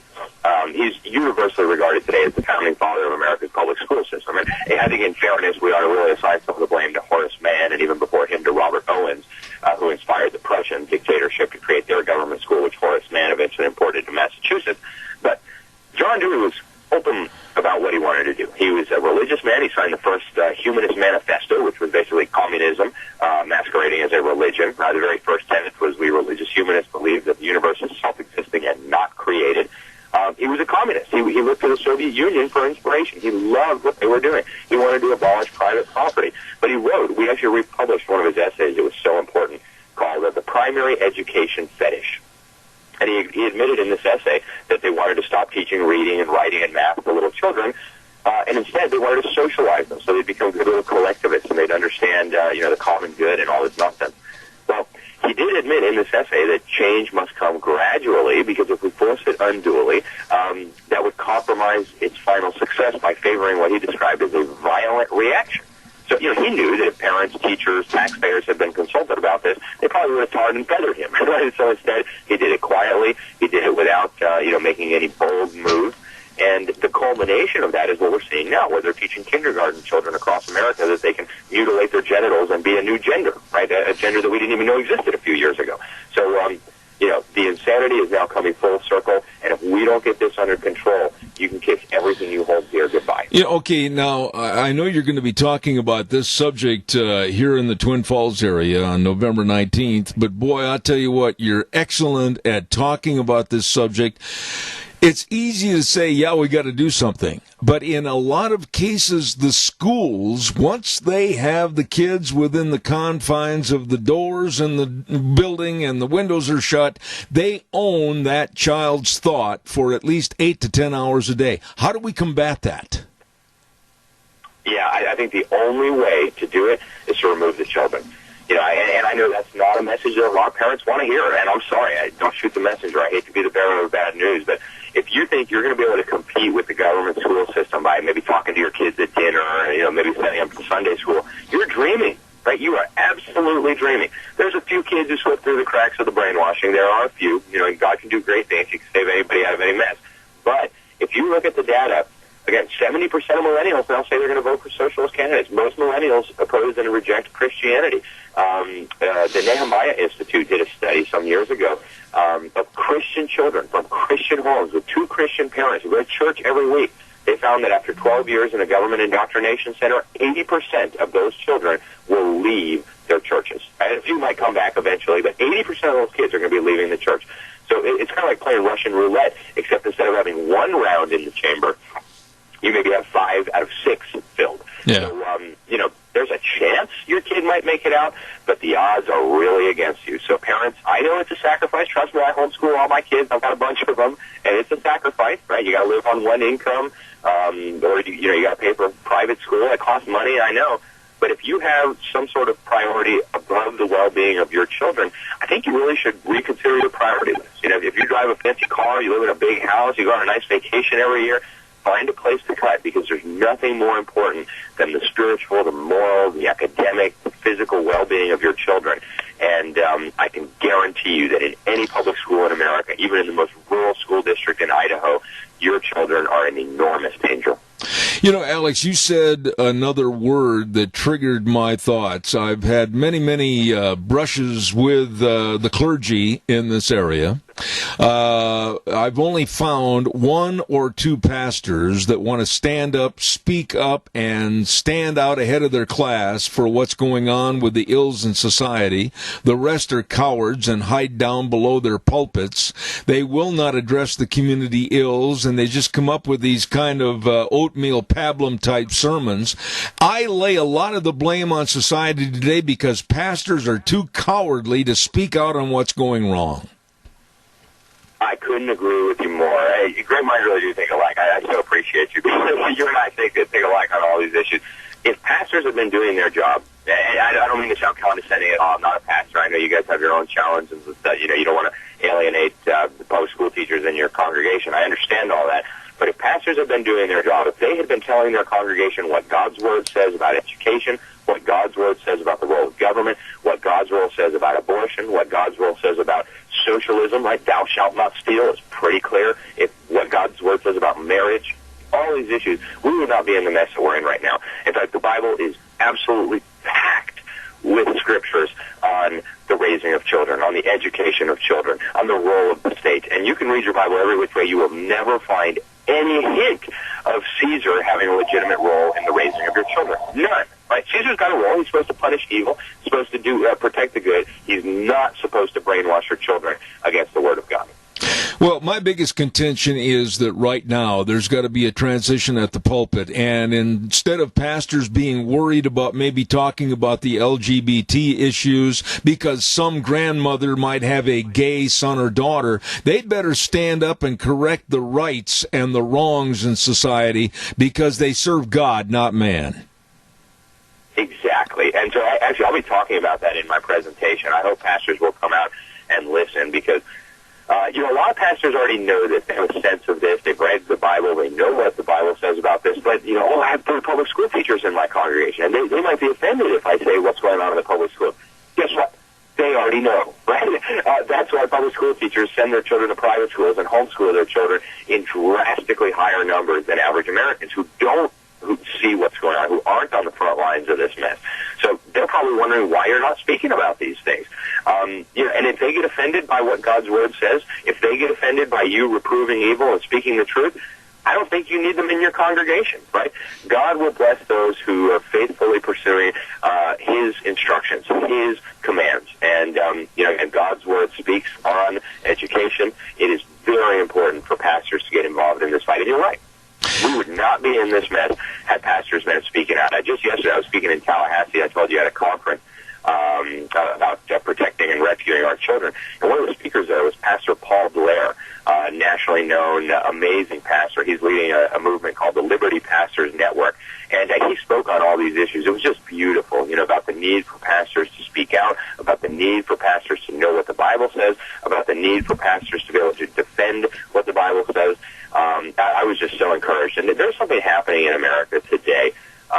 We've even had giants speaking out about this. Just in the last few weeks, we've had Rush Limbaugh calling parents to pull their children out of the schools. We've had David Lane, one of the most important evangelical leaders, talk about it. I hear the music. Well, I tell you what, it wasn't the music. When you hear a cow on my program, it means we have a call, Alex. So don't be offended. Caller, go ahead, please, quickly with your question. Go ahead, you're on the air. Go ahead. Yes. Hurry, fast. There was a church, in church they had a lesson on loving LGBTQ, and you see, yeah, I guess we need to love them, but we can't want them to think that we're tolerating their sin. In other words, go home and continue to live the way you are, but, we love you anyway, and it's all right. We'll accept your sin every week. And you see, I hope that when we do these things, that we understand that there is no gray with Heavenly Father, Christ, that this is not an issue that can be bridged. And when our kids think that that's the case, the disservice we're doing as leaders and parents is so destructive. But you see, when we cater and tolerate, which is fine, but you see, when it looks like that we're accepting it, and it's going to say, well, it's all right, God loves you anyway, but go home, you can continue to live your sinful life. That's not how it is. I'm hanging up. Respond to the caller quickly, Alex, if you would. Sure. I appreciate the call. I agree. The most loving thing you can do for a person is tell them the truth. And the truth is, God says homosexuality is a sin, just like God says adultery is a sin, just like God says stealing is a sin. So if you love homosexual people, as we should, you got to tell them the truth. The truth is, God hates sin. God can forgive sin.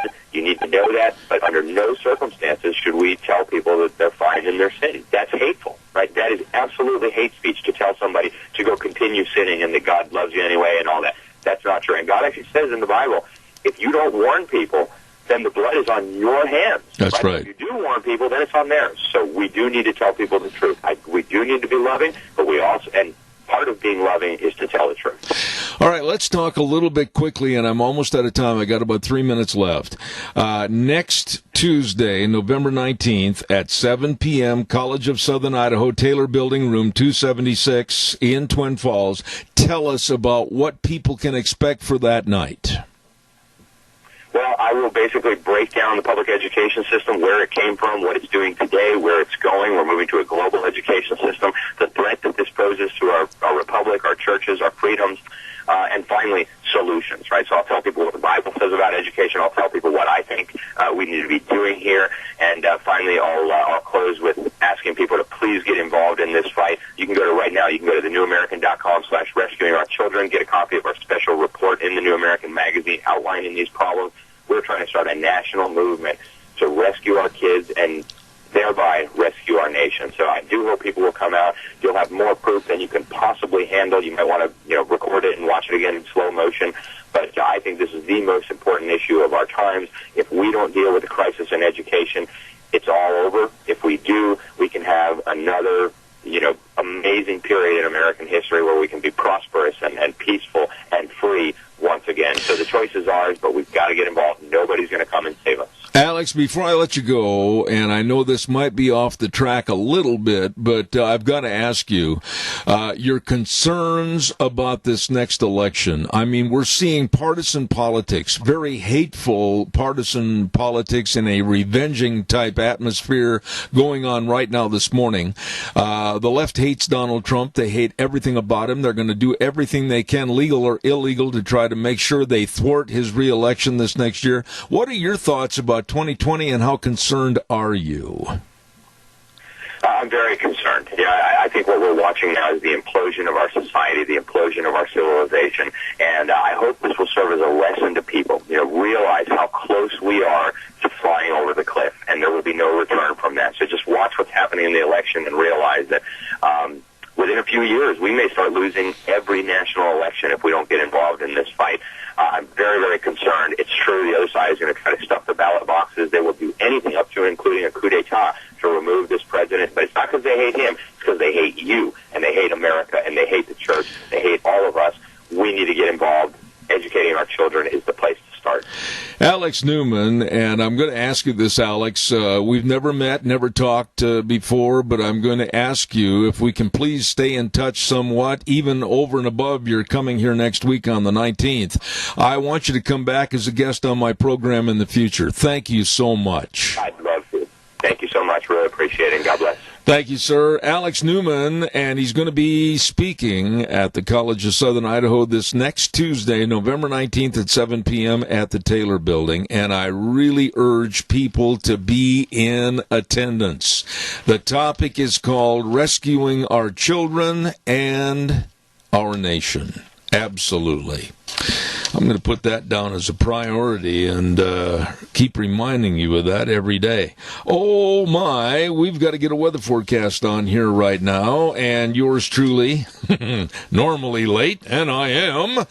Our weather brought to you by Phillips Oaks Goodwin Crane and Company, and, of course, they provide and have provided accounting services to the Mini-Cache area for well over 50 years. My, oh my. Tax return preparation, absolutely. Tax planning, business consulting, retirement planning, all of this and so much more. They care and they know they are the professionals. Offices in Burley and Rupert, don't forget, call them today, make an appointment. Let them serve you. Phillips Oaks Goodwin Crane and Company. And right now, here's Gina with the weather. Not too shabby of a day as we hit midweek. However, we still have that air stagnation advisory that is going to be rolling through tomorrow. So if you have some upper respiratory issues, maybe you're an asthmatic, you might want to make sure that you have your inhaler with you. Other than that, it is going to be a great day. Sunny skies. We are expecting a high of 55. Mostly clear for this evening with a low of about 27 tomorrow. Mostly sunny skies. High of 58. Winds out of the east-northeast could be picking up to about 8 miles an hour. Thursday night, mostly cloudy skies with a low of 35. And as we take a look at Friday, mostly cloudy with a high of 61. And winds definitely picking up. Could have gusts as high as 23 miles an hour. That's a look at your weather forecast for Zebit the Rain. Gina does a wonderful job putting the weather together for us every day. Appreciate it. Phillips Oaks Goodwin Crane and Company. I know Leiden and the crew, they're listening right now this morning, and they are the best at what they do, helping people starting a business or maybe a corporation or maybe wanting to expand their business and their employees. All of this and more. They have absolutely the information to help you at 1710 Overland Avenue in Burley or 625th Street in Rupert. Yep, the best, the professionals, Phillips Oaks Goodwin Crane and Company. Thank you. Calls are welcome. I've got time for one quick call, and while I'm waiting for your call, I also want to remind you about our friends at Ramsey Heating and Electric in Lenox with the iComfort Wi-Fi thermostat featuring remote control so you can adjust your home's temperature from anywhere. Ramsey Heating and Electric is offering up to $1,600 in rebates on a new system, so keep comfortable. Make yourself comfortable. Ramsey Heating and Electric at 678-0459. You call them today. Holy moly, let's see what else is going on. Reminder that Lunch Bunch, I had somebody call and they say, is Lunch Bunch this week? No, it's not tomorrow. No, it's next week, Thursday the 21st. We will have Lunch Bunch at Denny's America's Diner. Don't forget that. Next Wednesday, the 21st, or next Wednesday, I blew it. Next Thursday will be Lunch Bunch at Denny's. Don't forget that, please. Let's see what else have we got here this morning. Oh, in just a little while, we're going to be having Rick Manning. Now, normally you hear him on Mondays. Well, he's going to come back again today, and at 10:30 this morning, we're going to be talking about a brand new book that he and Star Parker have written. She, of course, very, very worried about what's going on in the swamp back there with President Trump and the Democrats. And Star Parker, and you've seen her on television quite often, they've teamed up for this book called, let me see, I got to get the title right here. I don't want to say the wrong thing. It is called Necessary Noise, How the Donald Trump Inflames the Culture War and Why This is Good News for America. That's coming up at 10:30 this morning, but just a few moments away, we're going to be talking to Elena Maria Lopez. And this woman has got an outstanding story to tell about how many from other countries are fraudulently using our immigration green card status to get into this country, and then look out. We're going to talk more about that with immigration fraud victim Elena Maria Lopez at 10:06. Let me see what else have I got cooking here. Oh, yes, I want to remind you about the Bennett Boys sale. I've got to get that on here real quick. Bennett Boys Auction Service, they're going to have a big sale coming up on this Saturday, November 16th, over in Gooding at 211 8th Avenue West. And look for the signs, can't miss it, Lunch by the Cook Shack. It's the Gary McLaughlin Estate Auction, Saturday at 11 a.m. I mean, they've got some outstanding shop equipment and tools, table saws, and they've got benchtop drill presses. They've got Craftsman roll-around toolboxes. They've got all kinds of collectibles, including 3 antique Oak Lodge chairs. They're beautiful. I see them right here. And, of course, furniture, household items, everything. And this sale Saturday, November 16th at 11 o'clock in Gooding, 211 8th Avenue West, managed by the Bennett Boys Auction Service. No sale too big, no sale too small. The Bennett Boys, they sell them all. We're going to go to the CBS News. We'll be right back.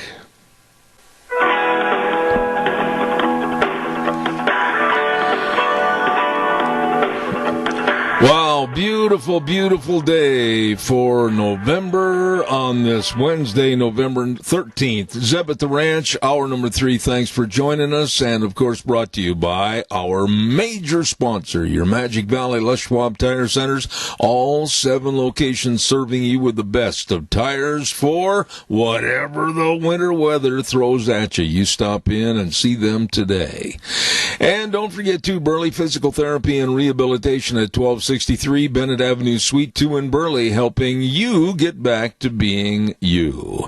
And I also want to encourage you at this time, don't forget, seniors, if you haven't called to make an appointment to go see the beauty and the great living rooms and all the amenities at Greystone Crossing Independent Senior Living, and they're located at 1221 21st Street in Hebron. Oh, my goodness, this is the place for you.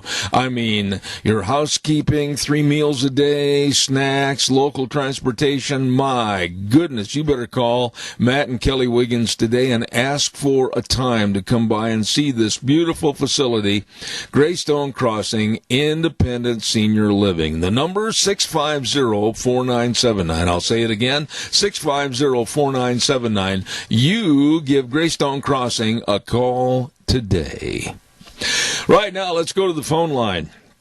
And I'm very honored to have this lady come on my program this morning. She is an immigration fraud victim turned whistleblower.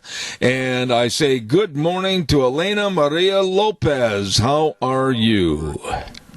I am well, thank you very much. Just a touch warmer than you in Idaho. Well, I tell you, where are you? 609. What area code is that? I am calling from the beautiful state of New Jersey, but it's not quite as beautiful as Idaho. You know, I've been to New Jersey many times. I don't know what part of New Jersey you're from, but I used to announce quite a few specialty events for the Olympic team at Gladstone, New Jersey. Do you know where that is? I do not, but I know we have a cow town, and we actually have a rodeo, which is very rare for New Jersey. Well, I know the rodeo very well. I know the Harris family. I know all about your Cowtown rodeo because I've been in the PRCA, the Professional Rodeo Cowboys Association, for over 50 years, and so I'm very much aware of the quality event that you have back there in that area. I really am glad that you're on the program this morning because when I read some of the bio, I thought, my goodness, what a story this lady has to tell about really a security issue for our country and with illegal, I'll underline that word, immigration on a green card basis. Why don't you kind of give us the basic synopsis of the story and then we'll ask questions. How's that? Sure. Well, actually, here's the worst part. It's actually not illegal immigration. It's fully legal. It just happens to be fraudulent. So, you like that? So, as you said, I'm an immigration fraud victim, and I turned whistleblower because I found myself in a dangerous situation, and I wanted to help people that were going through similar circumstances, and that's when I started discovering national security risks tied to cases and loopholes within immigration law and domestic violence laws. My personal case is that I'm a U.S. citizen, born and raised in the United States. I fell in love with a Dutch national and sponsored him into the country. Okay. He got his green card. He changed like Dr. Jekyll and Mr. Hyde. As soon as he thought his green card was guaranteed, he just said, move out, I'm done, despite the fact that I supported him and, brought him into the country and my family helped him get a lucrative job. He was just like, I'm done, I just married you for a green card. And when I went to an attorney and said I'd no longer be a divorce attorney and then I also said I'm no longer going to sign off on any more paperwork, he became violent. And then I started noticing discrepancies in my financial accounts, credit, in my name that I never applied for, the lease for my car had changed. All of these things happened so quickly. As soon as he seemed to get his green card, that I said, wait a minute, maybe I never really knew this person. And I really didn't. It turns out that, I'm sorry, the United States, but I sponsored a criminal into the country. He bypassed the background check because he was marrying an American. He was involved in extensive criminal activities. They should have never let him into the country. He lied to get his visa. He lied to get his green card. I found 5 different areas where he's easily deportable. But here's the loophole.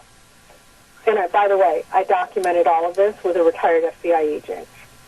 And here's the loophole. By claiming that he's a domestic violence victim and that I abused him without any evidence whatsoever and without them even interviewing me or investigating, he's eligible for a fast-track citizenship. Oh, my. And a fast-track green card, right? And so here I am. And I didn't even tell you the worst of my case because, like you said, you looked at the bio and you're like, what? I can't even tell you where I live in New Jersey. The state of New Jersey considers my case to be so serious it put me in hiding. He has come at me with a firearm, tried to strangle me, repeatedly threatened to kill me if I contact authorities for help. So the state of New Jersey put me in hiding for my safety. I've had Homeland Security investigators warn me that he's dangerous, yet he was given a domestic violence green card, and I'm considered the abuser. The federal government needs to protect him from me. And what makes me the abuser? The fact that I refused to sign off on his immigration papers, his final immigration papers, and the fact that I sought help from the feds and reported him when I was seeking help. Both of those things under domestic violence law make me an abusive spouse, and I have subjected him to extreme cruelty by trying to control his immigration process. I don't even know where to start. I mean, we've only got a 20-minute segment, and I've got 2 hours worth of questions. Elena, let me ask you this, and I'm going to be asking kind of a shotgun approach here. What is he, or who is he that you didn't know when you married him? He was a charming, middle-class Dutch national, and I fell in love with him. My whole family fell in love with him. He came from, a good family. He had a good background, but when you only get to see somebody several times throughout the year, for a few weeks at a time, it's easy for them to hide whatever they need to hide. What was he hiding, though, as far as the utilization of getting to know you with the possibility of marrying you and then with the green card acceptance into this country? What was he trying to do other than obtain a citizenship? Is there something else more sinister? Well, I found a track record in his country where he had just been involved in so much criminal activity. He had burned so many bridges. He really just wanted to start over again in the United States. And you can make a lot more money here in this country than you can in Europe. Our tax rate is lower. So people think it's like, oh, it's only these poor Mexicans or poor Dominicans or something like that. No, I've met college students that have married rich Swiss businessmen, not realizing that they were getting scammed, It sounds to me like the way you stated your case, and I'm sitting here very naive about this, there are no checks and balances and security for you. That is absolutely correct. So when I went for help, nobody knew what I was talking about except for the immigration investigators. When I first went to Philadelphia, the Philadelphia investigative office, I said, look, help me. He tried to kill me. I've had to flee my home. And they said, yeah, we see cases like this all the time, lady. They were just so blasé about it. Oh, my. And I said, what are you going to do about it? We can't do anything. He's been married for 2 years. And the words of the investigator, because the way I wrapped my brain around this was, people just wouldn't do that to other people. And he said, lady, people risk their lives every day to get into this country. And that kind of sized it up perfectly. What is this individual doing now? I mean, how is he garnering any income or showing any support for his life and his occupation, etc.? What does he do? Oh, he's making a good income. My family helped get him a job at a Porsche dealership. He's making well into six figures and has been for a while, thanks to, my family's contacts. So using those contacts, and using what he is and what he's done and how he's tried to pressure you and assert that he will hurt you, etc., why can't the ball roll in the other direction and go after him and all the scrutiny's on him so that he's living in a fishbowl and leave you alone? Well, because I keep getting... here's the weird part about this. Well, number one, it's not that he just threatened to kill me. He actually has tried to kill me. He's tried to strangle me. He's pulled a firearm on me. He actually has physically attacked me.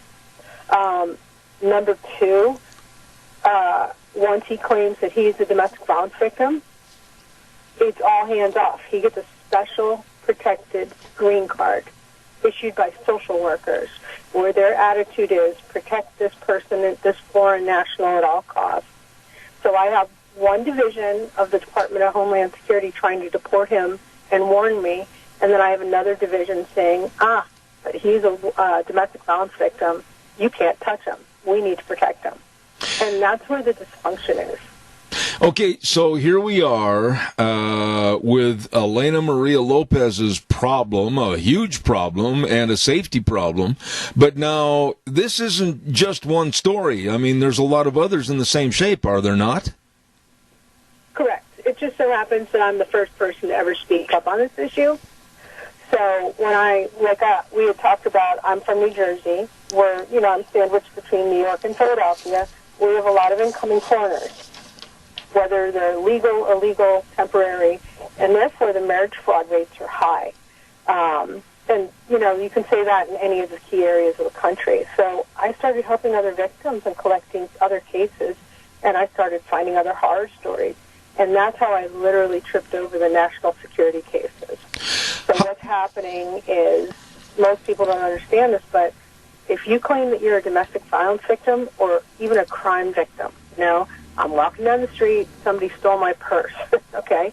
If you want to get legal status and you're an illegal immigrant, maybe you're inadmissible, maybe you've committed criminal activities, that means that you can't get legal status.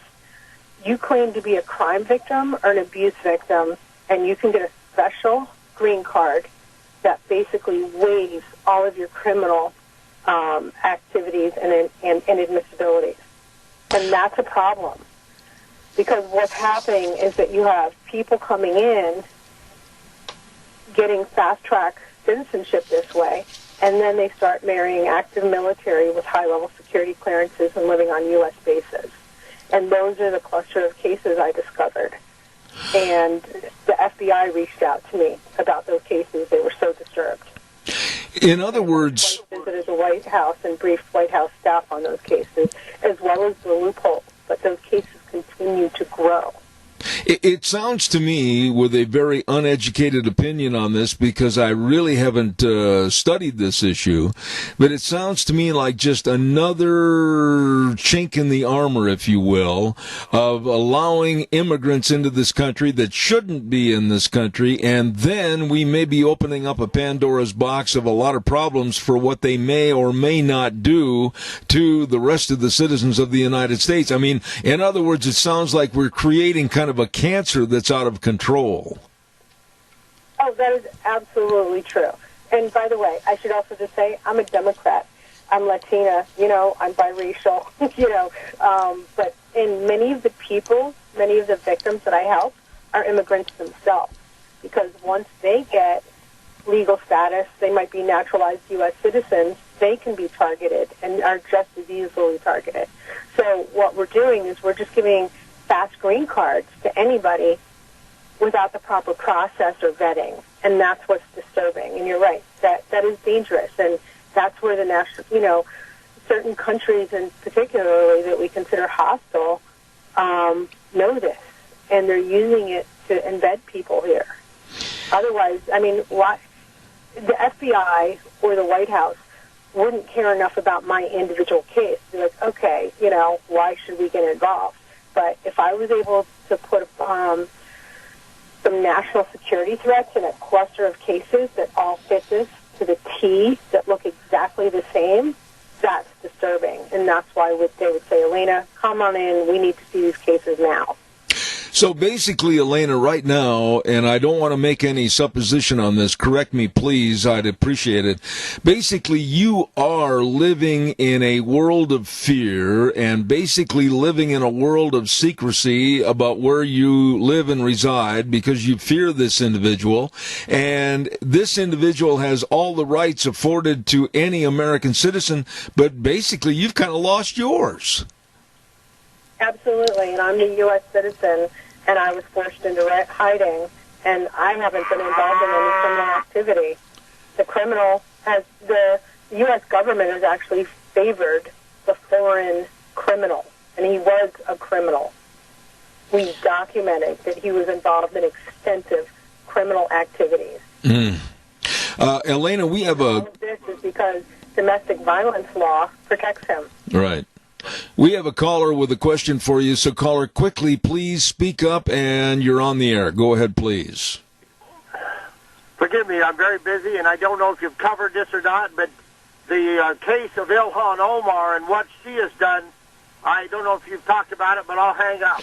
You know, it's a good point that we hadn't got to yet, but what about Ilhan Omar and the fraudulent, I underline the word, activity that she was involved in with a similar circumstance? In truth, I don't touch that case because I've seen the conjecture on the Internet and, you know, through various newspapers for a long time. But at this point, as far as I'm concerned, they're alleged. Doesn't mean it happened. I do, you know, I don't really know. I would like to see the evidence before I start slinging mud about her case, but I think it should be investigated. Absolutely. I absolutely think it should be investigated. You know, what do you want my audience to know and understand more than anything, Elena, about what you're living in right now, a land of fear, and what the future looks like? I mean, what do you want my audience to take away from this interview? Well, number one, I want them to understand why I'm speaking up. I'm speaking up as a whistleblower, not necessarily about my case, but I want to stop the next set of cases from happening. And I want to stop the national security loopholes. You know, like it's just leaving these wide open doors for safety issues, and that there is something they could do. Both parties need to be held accountable for this, and they need to close these loopholes now to protect American citizens. They should not be worrying about Dreamers or anybody else until they start protecting U.S. citizen constituents first. You mentioned, and I don't mean to put you on the spot, well, I guess I do because that's my job, but you mentioned that you're a Democrat, and I've got to ask you, it sounded like during the course of our conversation that you are supporting the Trump administration on a lot of their immigration processes. Absolutely. I've always said that. I think the Democrats have jumped off the deep end in terms of immigration. You know, abolish ICE. You know, I cannot abide. I can't even go there. If anything, I want to give them more power because I think they need to protect American citizens. You live back in an area where ICE and various stories about ICE and their agents have been in the news quite prevalently. What are your fears about the way the Democrats are looking at illegal immigration and refugees coming to this country? It's kind of like America's the sponge and we're going to absorb all the water. That's not feasible. It's not possible, but that's what the Democrats are looking at. Well, yeah, you're right. That's absolutely not feasible, and there are huge problems of fraud within the asylum process as well. So if you go onto my website, it's immigrationfraud.com, and under asylum fraud, there's a liberal organization, you know, publication in New Yorker. It's a good one. Don't get me wrong. It's good, and they're the best known in the industry for fact-checking. They have a story on an asylum seeker that has 3 separate identities. She's an upper-middle-class African woman, and she claims that she's a rape victim and uses public services to try and get her asylum claim through.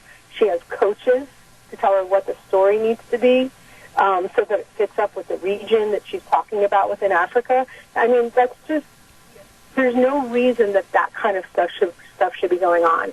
And I think a lot of Americans don't really understand what the true asylum process looks like and how much fraud is embedded within the process, and that it's based on no evidence. It's just anybody can come in with a story. Is it safe to assume, as I wrap this interview up, Elena, that from my chair in my studio to where you are in New Jersey, it's an assumption from both of us that America has lost its mind? We give more credence and more possibilities to illegals and ne'er-do-wells than we do the citizens that pay the taxes in this country. Yeah, not just illegal immigrants, but don't forget fraud. That's totally separate from illegal immigration. That's where people are getting legal status fraudulently. So, yeah, I think we've lost our way. And one way to clean this up, we need to clean up these loopholes. And by the way, a lot of these organizations that are fighting for these loopholes are taxpayer funded, which should even be more disturbing. So there's an organization called the Coalition to End Domestic Violence. They think that we should just throw out domestic violence laws and actually restart from scratch so that we stop something like my case where a domestic violence victim is considered the abuser. Elena, I wish you, and I mean this very, very much so, I don't say anything I don't mean. I wish you the very best, and I worry about your security and safety, and I thank you for sharing this story, of which I'm going to do a lot more research on for future stories. Elena Maria Lopez, and God bless you, and please come back in the future. Thank you so much. Anybody who wants to know either about my story or about the problems overall, can go to immigrationfraud.com, and you can kind of get a quick snapshot of what the issue looks like. Absolutely. Thank you so much, and stay warm. Thank you, Elena. Very, very nice lady. Elena Maria Lopez. And what a story. What a story. And I'm going to do some more research and have her and others come back onto this program. Oh, my goodness. Hey, you know what? A couple of weeks ago, Deanna and I were introduced to 7K metals. And I really didn't know anything about, the silver and the gold markets and everything. But, boy, I'll tell you what, after learning about valuable, precious metals like silver, you can help yourself build your financial security and future. You don't need all the other people. You don't need everybody else telling you, well, do this, do that. You can do it yourself. And by purchasing your own silver and having it shipped directly to your home under your care and scrutiny, you're basically creating your own savings opportunity for you and a valued treasure for your loved ones. You're creating your own bank, basically. I tell you what, I would really appreciate it if you'd call my friends Lon Hardy at 312-8699 or Sharon Wilmot at 430-3259 and find out more about investing in financial security and wealth protection through silver. Absolutely, with 7K metals. And when you do that, tell them Zeb sent you and told you to call. And again, Lon Hardy at 312-8699 or Sharon Wilmot at 430-3259. 7K metals. I'm going to take a break. I'll be back in a couple of minutes. Don't go away. And now, back to Zeb at the Ranch on AM 1230 KBAR. To reach Zeb, call 436-2244 or toll free 1-866-927-4587. And now, here is Zeb Best. Now, this time of the year, I absolutely love to hear stories about people helping other people. Well, listen to this. At Patterson's Electronics, 421 East Main in Burley, Curtis and Lorena and the whole staff, you know that they have all your home theater systems, your surveillance cameras, car stereos and speakers, complete sound systems, all your television sets. But did you know that when you go in there to make a purchase and you're up at the counter, you just mention your favorite charity. They're keeping a list of all the favorite charities, and the top 2 charities that are mentioned when you make a purchase at Patterson's, the top 2 charities at the end of this month, Patterson's is going to give $500 to the top 2 charities. What a wonderful thing at this time of the year. And I urge you to stop in and shop for all your electronic needs at Patterson's. They're open Monday through Saturday 9 to 6. They're located at 421 East Main in Burley, and the number to call is 678-6997. Oh, you thought it was Wednesday, but it feels like Monday. Why is that? Because normally on Mondays, which we do every Monday, have the President of Americans for Limited Government on our program, Richard Manning. But today, a very special day because we're going to be talking about a book that, along with Star Parker, Richard Manning, they co-authored this book called Necessary Noise, How Donald Trump Inflames the Culture War and why this is good news for America. And we say good morning again on a Wednesday. Rick Manning, how are you? Hey, Zeb, thank you for having me on. And, it is kind of weird to be doing this on Wednesday, but we've got lots of stuff going on. So, and certainly the book, it came out yesterday, and it's really exciting. I've never done this before, and it's really exciting to have something like that out there, which And I think it's an important contribution to discussion about where we should go in our country. Rick, let me ask you this. When you come up with a kind of a co-authored basis, Star Parker and yourself, how does one or both individuals sit down and ascertain this has got to be done by you, I'll do this, we'll cut this? How do you put it all together? That's a great question. This Star came to me and said, Rick, I want to write a book with you, and I was very flattered and decided, and obviously I said yes, and she had already had a book in mind, an outline of what she wanted to write, and I took a look at what she was talking about. I said, yeah, this is something I think I can help with, and so she literally gave me chapters and said, here's the chapters that I'd like for you to, I really want your input on. Because what Star was trying to do is she was attempting to, obviously she's a black woman, and who has a lot of experience in overcoming poverty and the like. But she wanted to get to the bottom of somebody who supported Donald Trump very early and get kind of those perspectives into the book. And so, quite honestly, I was asked to do that, and we talked about what the different chapters she wanted to accomplish, and I wrote much of the underlying stuff for many of the chapters, and basically wrote an essay,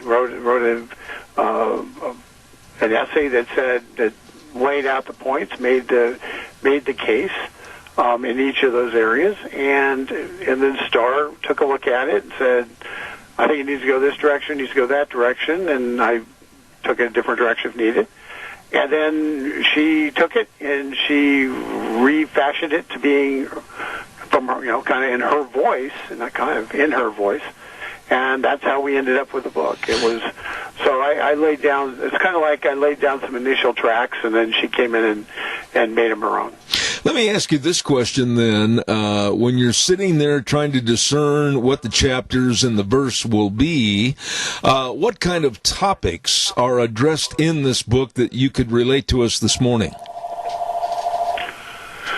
Well, I think one of the things we were trying to do is, so many people come to me and say, Rick, how the heck did we get here? How do we end up in a position where the Department of Education is suing school districts to force them to have boys shower with girls and share girls' locker rooms? How do we get there? No, we didn't vote on that. And so there are so many instances like that where you scratch your head and you say, just weird stuff. You read it in the newspaper, you see it, you and I talk about it, and we just say, this is crazy. And yet, it's been years in the making that the craziness has occurred. So we kind of want to get to the bottom of kind of what the root was of some of the craziness we see. But secondly, we wanted to explain why it was wrong, underpinning the rationale for defending American culture. And third, we wanted to explain to people that the truth is that Donald Trump, while he is not a culture warrior, he never has been a culture warrior, has done more to make it okay to talk about these cultural shifts and to push back against those who have been kind of just expecting us to continue to roll over and accept the cultural shifts, and has really empowered people to have a discussion and talk back and really try to figure out, defend Western civilization against an onslaught that's been pretty unending. Let me ask you this. In the book, do you give, along with Star, definitive answers in the culture war as to how we, the American public, can really keep our culture instead of this fragmentation that's going on with all these people coming in and basically want to return to the culture that they left in the first place?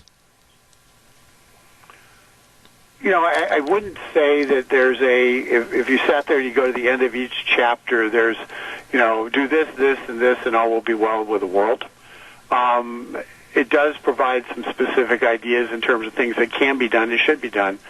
But I think the bigger purpose is to give people a better understanding of what's happening and responses to that, so they can apply, kind of use that in their own lives, and have, if you understand what the other person is trying to do, it becomes much easier then to respond to that and explain why it doesn't work.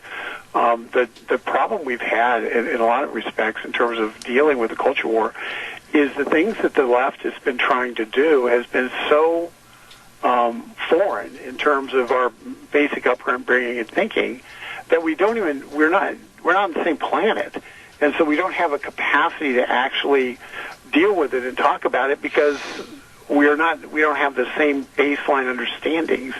And I think that's one of the things we try to deal with, is try to get people to understand how we can defend our baseline understandings in a meaningful way, and in that way, yeah, it does provide you with a helpful way of dealing with some of these things, but it isn't like, a recipe where you put, a quarter ounce of common sense combined with half an ounce of bellicoseness and a third of a cup of flour, and you've got the solution. It's a little bit more subtle than that. Let me ask you this, Rick. A lot of books that are written and authored, they have a certain area, a certain segment that they're shooting for that will buy their books. What is the demographics that you're hoping for on this book, Necessary Noise? I'm hoping that somebody who looks around and they say, I don't understand how we got to where we're at, but I know that Donald Trump is pushing back and trying to make America great again. People who believe that America's greatness has come under attack, but viscerally they know the right answer, but they really don't have.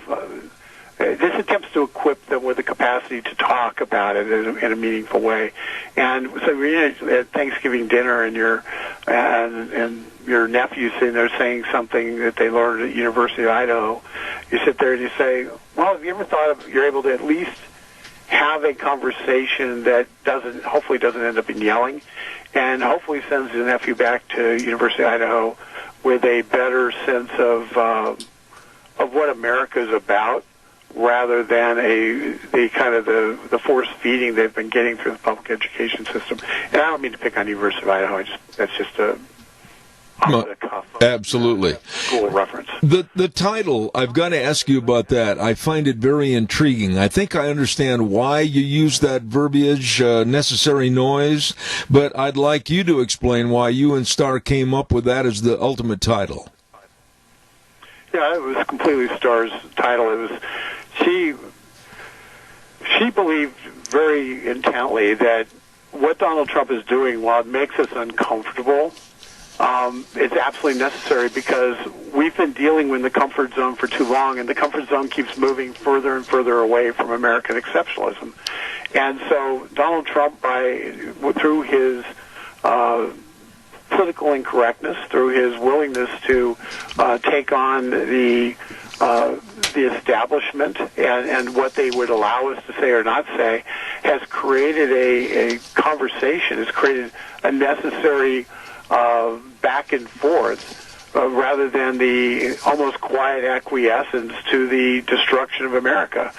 And that's and so necessary noise by its very name is saying very clearly that Donald Trump might make us uncomfortable because we don't like somebody shouting that everything's on fire.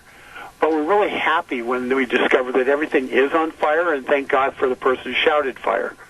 So that's essentially what the essence of this book is, and that's what we try to drive throughout the book. I would imagine that you were probably at 10 o'clock Eastern Time this morning with a notepad in hand, along with a good ballpoint pen with a lot of ink, taking notes, because a lot of what started this morning with the impeachment inquiry probably has a large portion of what's going on with the book and for possible future books, because we're opening up another chapter of history that has probably never been done before in this manner or fashion.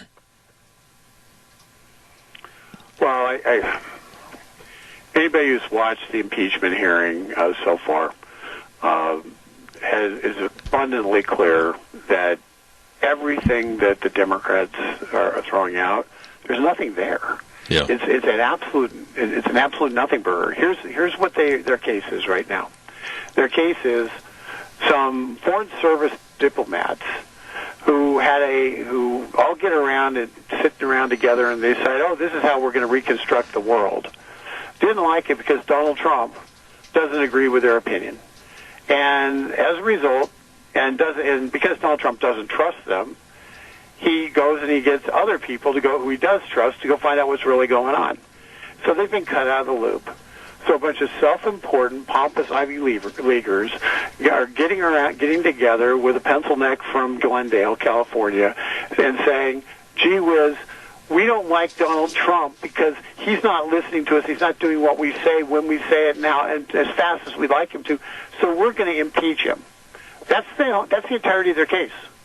It is if the American people don't send a strong message to Nancy Pelosi that this is unacceptable at all levels, then maybe we're too far along and we don't win. But when I get down to it, this is the tyranny of the establishment class. This is the revenge of the nerds. But in this case, the nerds are the Washington establishment who Donald Trump promised to drain. And for those of us who wanted him to drain the swamp, what you're watching is the swamp in bow ties coming to testify that they're upset because Donald Trump isn't listening to them and he's reevaluating everything they want to do. And not just playing the role of just checking the box, saying, "Oh yeah, the elected guy agreed," signing off on it. This is truly a coup, because what it is, it's saying the elected official doesn't matter. His opinion doesn't matter. The person you voted for doesn't matter. The only thing that matters are the learned Ivy League twits who are who sit there and send memos to each other and basically complain and gossip about different things that are happening around the world, and they create foreign policy. These are the guys that caused World War I, and they have no business having their hands on the levers of power in America. All I can say is I am so anxious to read this book. Now, it comes out, today is the breakout, right? It came out on the 12th. It came out yesterday. We've got a book signing tomorrow in D.C., in the heart of D.C. at the Capitol Hill Club, so I'll be swimming into the swamp to do a book signing. Okay. And then it's available on Kindle as well, and an audio version of the book will be coming out shortly. All right, we've got a caller with a quick question. Caller, please, you're on the air. Go ahead. Caller, good morning. You're on the air. Please, go ahead. Wheels, are they there? Please. The caller, if you're on the air, please, or I'm going to terminate the call. Yep, they were supposed to be there, sir, but they might have something wrong with them. All right. Thank you very much.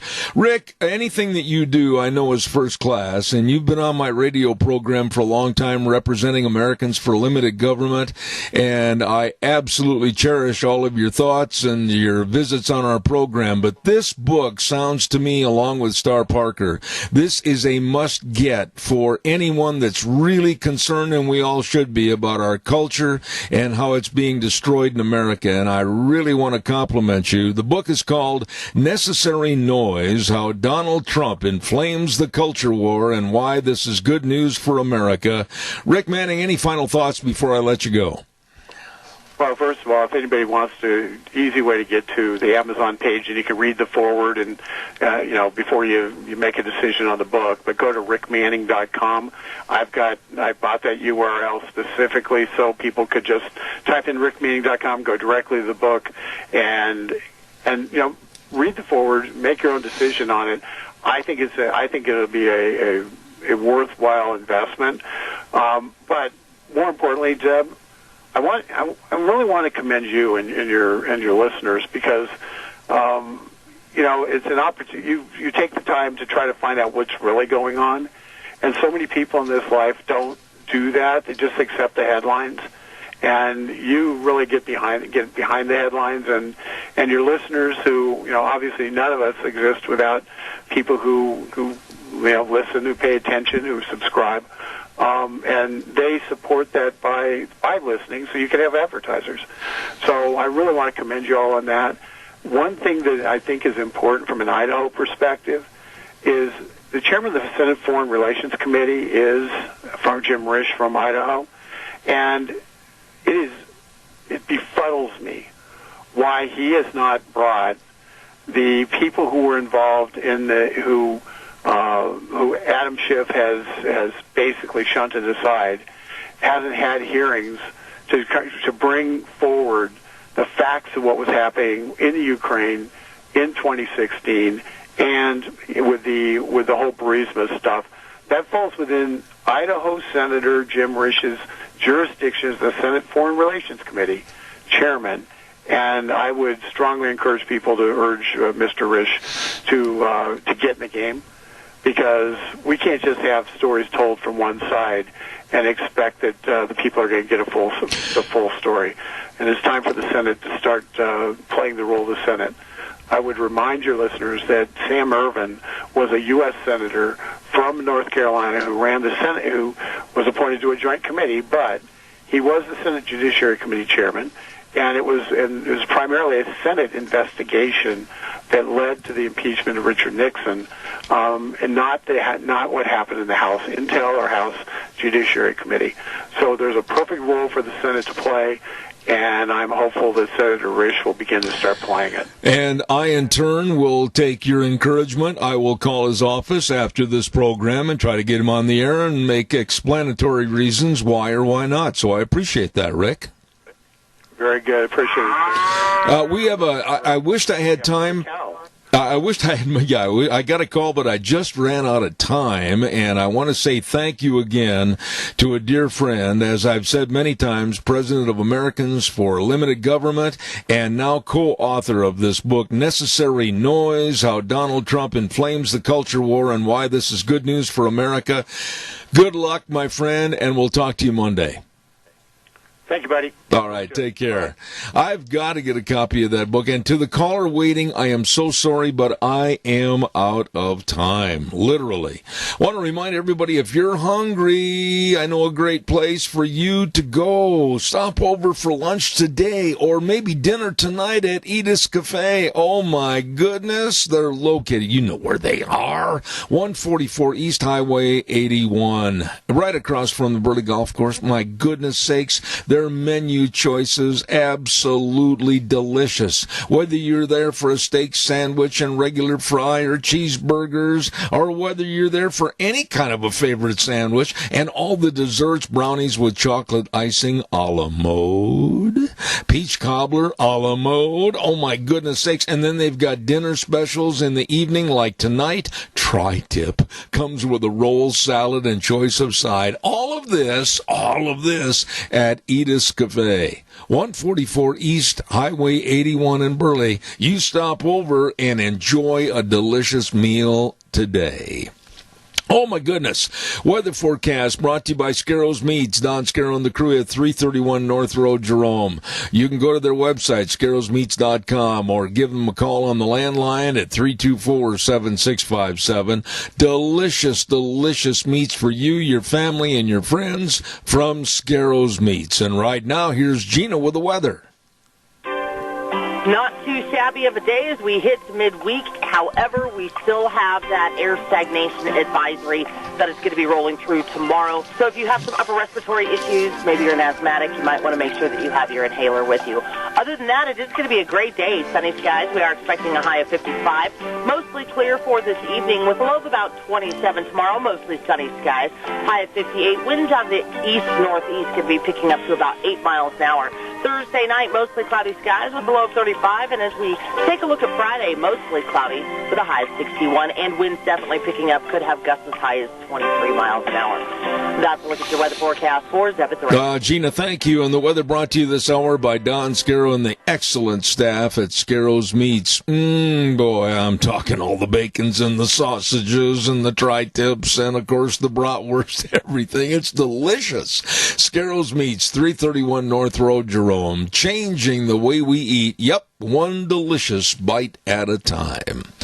Our program, of course, being brought to you, our major sponsor, of course, Magic Valley Les Schwab Tire Centers, and they've got all the tires for any of the weather conditions. Let me tell you, snow, ice, sludge, muck, yuck, ooh, boy, they've got the tires, all the tread designs, all the sizes for you. Drive safely, drive securely with the best of tires from your Magic Valley Les Schwab Tire Centers. And they got all your tire change, too. They've been doing the right thing since 1952, and I urge you to stop in. The best in wheel alignment, front ends, brake service. Oh, they've got excellent, highly trained brake technicians, batteries. It's all there for you at all 7 locations. Lane and Rupert, Dave on Blue Lakes and Twin, Mike and Buell, Mike in Jerome, the Twist family in Paul, Daniel on Pole Line in Twin Falls, and Trent on Overland in Burley. The best, your Magic Valley Les Schwab Tire Centers. Got to run. Today is all wrapped up and back in the box. We'll see you tomorrow morning at 8:06. We always end the program by saying, the way things were are the way things ought to be, and the 4 most important words, in God we trust. See you tomorrow morning, 8:06.